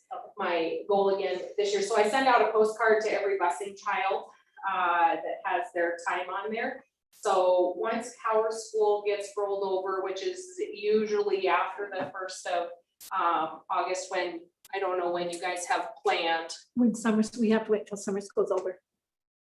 Okay, so my goal for postcards is going to be after the 10th because we have the first 2 weeks of August. So postcards will be coming out late. Newsletter, it's gonna come out late this year. So once we get Power School rolled over, I'll get, the kids will be moved from their grades to the next grades. The kindergartners will be added on. Then I'll probably just be here for a while, for a couple days and get those postcards out. So we'll get those out to the families so that they have an idea of what class, but not a whole lot of changes to the route, so our drivers have consistencies. I think our families will see a few tweaks in the stops, just if we don't have any children at that stop, I'll probably leave the stop on in case somebody moves into the neighborhood, but yeah, any other questions? Are there any questions in the audience? How about the board? Questions or comments? It's great. Yes, ma'am. Thank you. It's all fun. I'll entertain a motion to approve the preliminary bus routes. Oh, move to approve the preliminary bus routes. I'll second. that. Let's not get that. Okay. So it's a motion from Sylvia and a second from Scott to approve the preliminary bus routes as presented. Sorry, but No worries. By that. All right.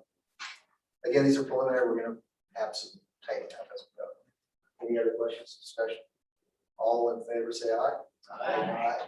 And those opposed? That motion carries. So Lori wants us to declare the bond. Is there a special word that somebody has to say?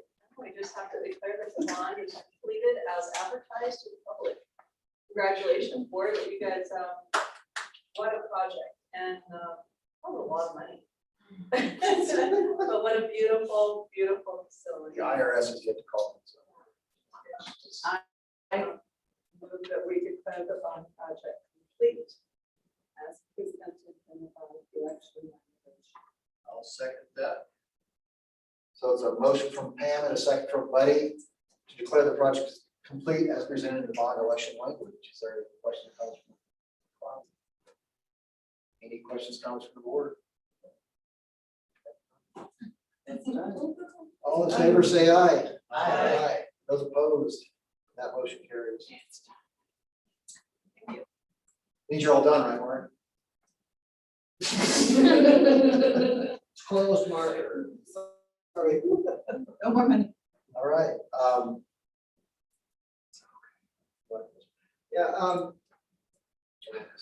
We were approached to do a study for CT advising tools. It's a technology-based research program. And I'm just gonna say anything we can do to get on the ground floor of CTE as we're building up the high school is the route to go, because it's gonna be developing in the state too. I see the Carl Perkins money is now open for 2022. It's not open right now, but the funding's there, and I always play nice at OPI with the people that manage funding, because they will call you and say, hey, there's extra funding in this program. Would you guys like to apply for it? And CTE is the one where I think we did a really good job for the money we got last year. It wasn't a ton, but we did a really good job. And I think we'll probably be in on the Carl Perkins funding when it comes back. The state took either off from that because of all the changes in that federally. So anything we can do that they ask for us is not going to be harmful to us at all. This is just a study of using tools to affect on students' persistence and CTE course taking, etc. And what is the cost of technology-based career advising tools model and their cost effectiveness? It'll fit in again with what we're doing if I graduate. Everything we're doing now is the students come into high school and start to look at their career path and what they want to take. So it all fits in together. This may help us to guide how we use the graduate.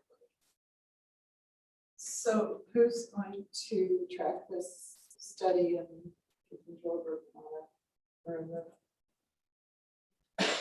This is done through the organization, and I'm just reading here, they'll randomly assign each participating school to one of three groups. Program A receives free access to use science tools, so it'll be a program. Yeah, they'll give us access to that, and we then will have students work through it, and then they access how our students are actually using it. So that's the data they want to see. So they'll work through this. Yeah, it'll be through a class. Again, it's use science. I would imagine the science program would open it up for kids to look at what careers in science, how much they're using it, what they're using it for. They'll pull that data similar to how they pull our testing data for the reading. Yeah. Yeah, and they'll report back to us whether it's effective. If they're looking at their tools. We'll just go ahead and do it.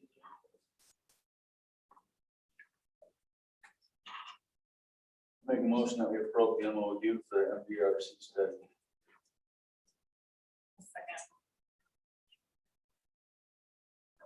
So it's a motion from Scott and a second from Sylvia to approve the MOU with MDRC. Probably say our participation in this time. What's that? Probably should say our participation in this time. Yeah, so, okay. Sure. Okay, MOU, it is an MOU. Seeing spell STUDY. I know. Are there any comments or questions from the audience? It says that we'll be given a stipend. Yeah, the school district at the end of the 2-year study will be given money to purchase whichever tool we choose to use from that group.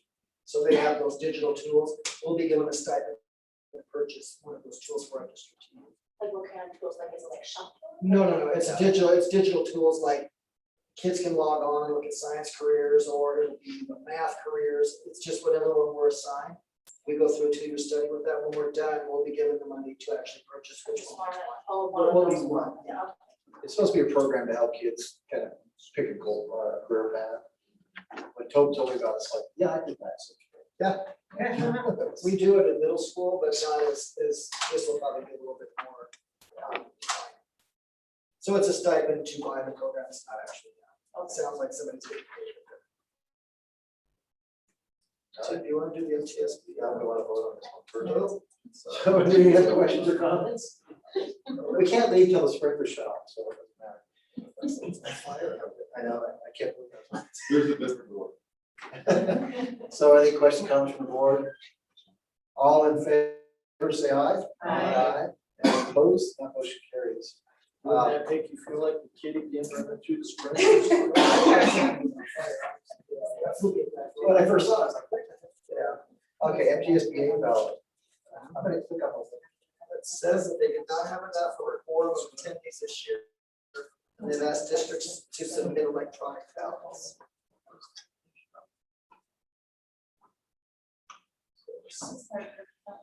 Okay. So I clicked on the link, I'm gonna fill this out. It's only a couple of things. You know how we want to answer. Yes, I can. I didn't, I was scared to click on it when I was at home. Well, I was afraid of, like, once I clicked on it, it'd go away or something. That's- Okay. So the first one is please indicate whether your school district supports or opposes the MTSBA principal guidelines as presented. Have support over there, or anybody against what they presented. Let me look at that. Okay, we are in support. Please indicate whether your school district supports or opposes the fiscal year 23 dues.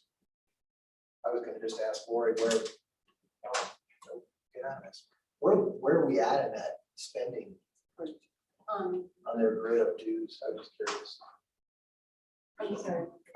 MTSBA, they had the new dues in there and I'm afraid to leave this page. Do you know, it had, you know, if you spend this much, this is what your dues are. I was just curious where we're at in that. Yeah. Anyway, I thought I saw an invoice for like yeah, anyway. So do we support the dues? I think they're worth their weight in gold. Yeah. Anybody against it, I guess? Nobody? Okay. Dues. I want to make sure I click the right one. 7.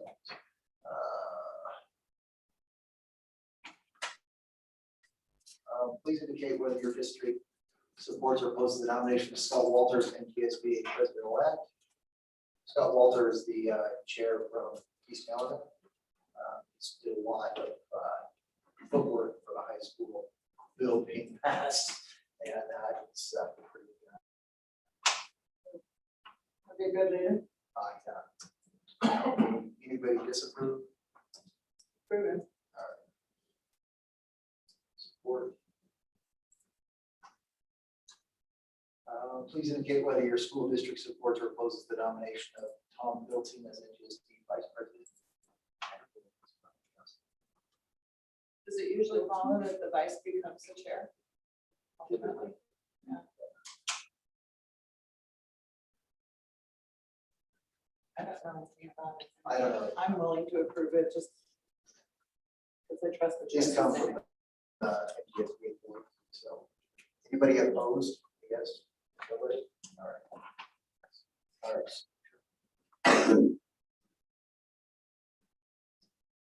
You know, I was just gonna look at this, I can't remember where he's from, but I do remember Scott Walters is a great guy. Yeah. Oh, that's right.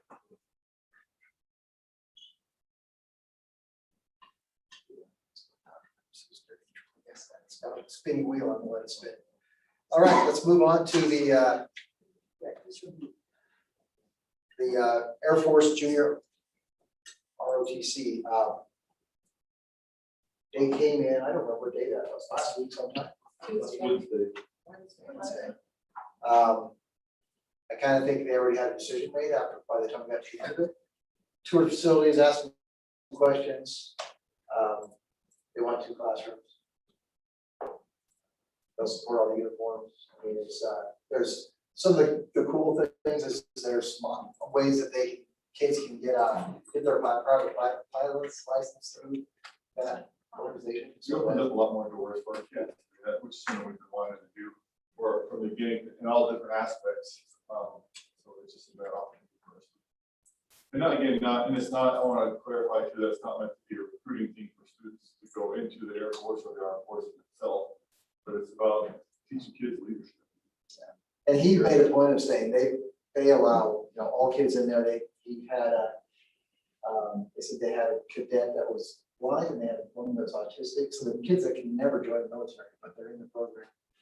And it's just an opportunity I think, for kids. But that was part of our big thing when we built this and we talked about our I was trying to provide something for every kid. So I don't think one of us sitting there expected for Lieutenant Colonel White to approve us that day. It's also open to eighth graders, which is nice too as well, so there'll be some of that, our eighth graders. Having that option. And am I reading it correctly that they can, like if they join in like this year, if they just don't like it anymore, they can go out without a penalty? Just like you sign up for a class, you know, there's a certain amount of time that you can drop a class. Like, yeah, it's not for me. You drop it in class and do something. There's no financial thing the students have to pay and pay back, or the one thing would be they would just say, hey, please give us back. They do a trip as a senior to somewhere, and they have to fundraise for that. Okay. And then also the out of district, they would be like, would they just, I guess I don't understand the structure of it. Is it just like a class? Then they would just come up for the classes like they would at a career center or And something? the way it works out, I believe, we would get a certain percentage of their A and B. So if they're here for a period or 2 periods, what they were here for, whatever that is, 1/6 of it or 1/7, whatever it is, we would get that portion of their district. And then the way the instructors are retired, there's an officer enlisted. They basically, we have to pay the difference. We pay half. Yeah, we pay. Yeah. So we get 2 teachers for the price of 1. Yeah. So we're paying the difference between the retirement thing and their actual pay. Now, that being said, they have to find instructors. Because again, they're retired guys, so they don't just pick somebody out of the airport. So he wants us to try to, and that instructor is completely approved by the school. So they'll present people unless we find somebody. They'll open up the job maybe like this week. And then people will apply and they'll send me all the applications. And then I go through the applications and I choose who. And we're hoping to have that person on by second semester if possible. You need it, and so, you need to have, like, that semester before, just because there's so much work it requires of organizing all, because he told us 3 semi-loads of equipment will be coming to the school, just because of the way they ship stuff. Yeah, uniforms don't get shipped as a uniform, they get shipped as a box of a jacket, a box of pants, and Box of shoes. yeah. And then they can also just help us design a course catalog. And talking to kids. They can't recruit either. But just so they can be visible and they can answer the question that students may have about the program. We can make up our own poster. We should do that. I have a brother that successfully went through the same thing with Air Force. He went through college as well and is now an officer, design satellites. Does MSUB have this program We as have well? Army ROTC. Okay. Their so- MSU has it. MSU has both Army and Air Force. And it provides more opportunities, so some of our students can't get full ride ROTC scholarships, colleges out of this as well as the 8-week pilots training that they can do around the country. I mean, there's some pretty cool And again, opportunities. they have a scholarship thing, so these kids can get their private pilot's license through Rocky. Or UND, or, I mean, they can go. If I heard Tobin right, there were only 7 sites approved. Montana, Lockwood's the second one in the state for the Air Force. And And then- Top Gun is coming out this fall. How are you? I'm sure they played that theme when they won. Movie night at So I have a question. So because this is Air Force, is it Does it just close the doors for like the Army? No, it has Well, you know, so, well, actually, so in the process, I think, as far as JROTC, in colleges, you can have multiple ROTC units in different branches. I think in high schools, at least when I initially looked at this, I think you can only have one branch in your school, but at the same time, it doesn't mean that they can't go through Air Force JROTC and decide to do the Navy or the Army. And actually, if you complete it, you actually get a bump up in your initial grade when you go in into the military. Start off as E3. So there's some bump ups as far as completing the program. And that's a significant pay raise. Yeah, it's like It's my, 400 a month, 600 a month.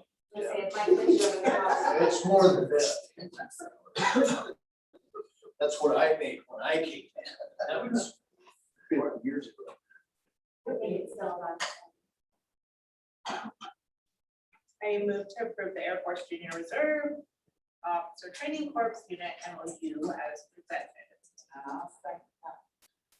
Okay, so it's a motion from Sylvia and a second from Pam to approve the Air Force JROTC as presented. Any other questions or comments? All in favor, say aye. Aye. Those opposed? And that is approved, and that's good. Still going to sign it. That's surprised us because we're like, so how long are we gonna find out? And the guy hands the paper to Tony, says, I just need you to sign this. Don't worry about reading it. And you can read it later because I'm leaving right now. Then he sat down Well, in when his did we chair and find said, it out? now you're approved. Yeah, That's signature approval. so it's like, I move that we create a JROTC activities account. oh, that's right. I'll second. So it's a motion from Pam and a second from Sylvia to approve the JROTC activities account. Any questions or comments from anybody? All in favor, say aye. Aye. Those opposed? That motion carries, and we have a goal setting meeting on 27. At 4, right? Yes. It was back and forth. so Yeah, it's- or. Okay, just want to make it work. And the public is allowed? Yes. It's anything by the school board is public. It'll last about 6 hours. So. No, that's a short meeting. So, I move we adjourn. A second. it's a motion from Buddy, a second from Pam to adjourn. All in favor, say aye. Aye. Those opposed? We are adjourned. Thank you.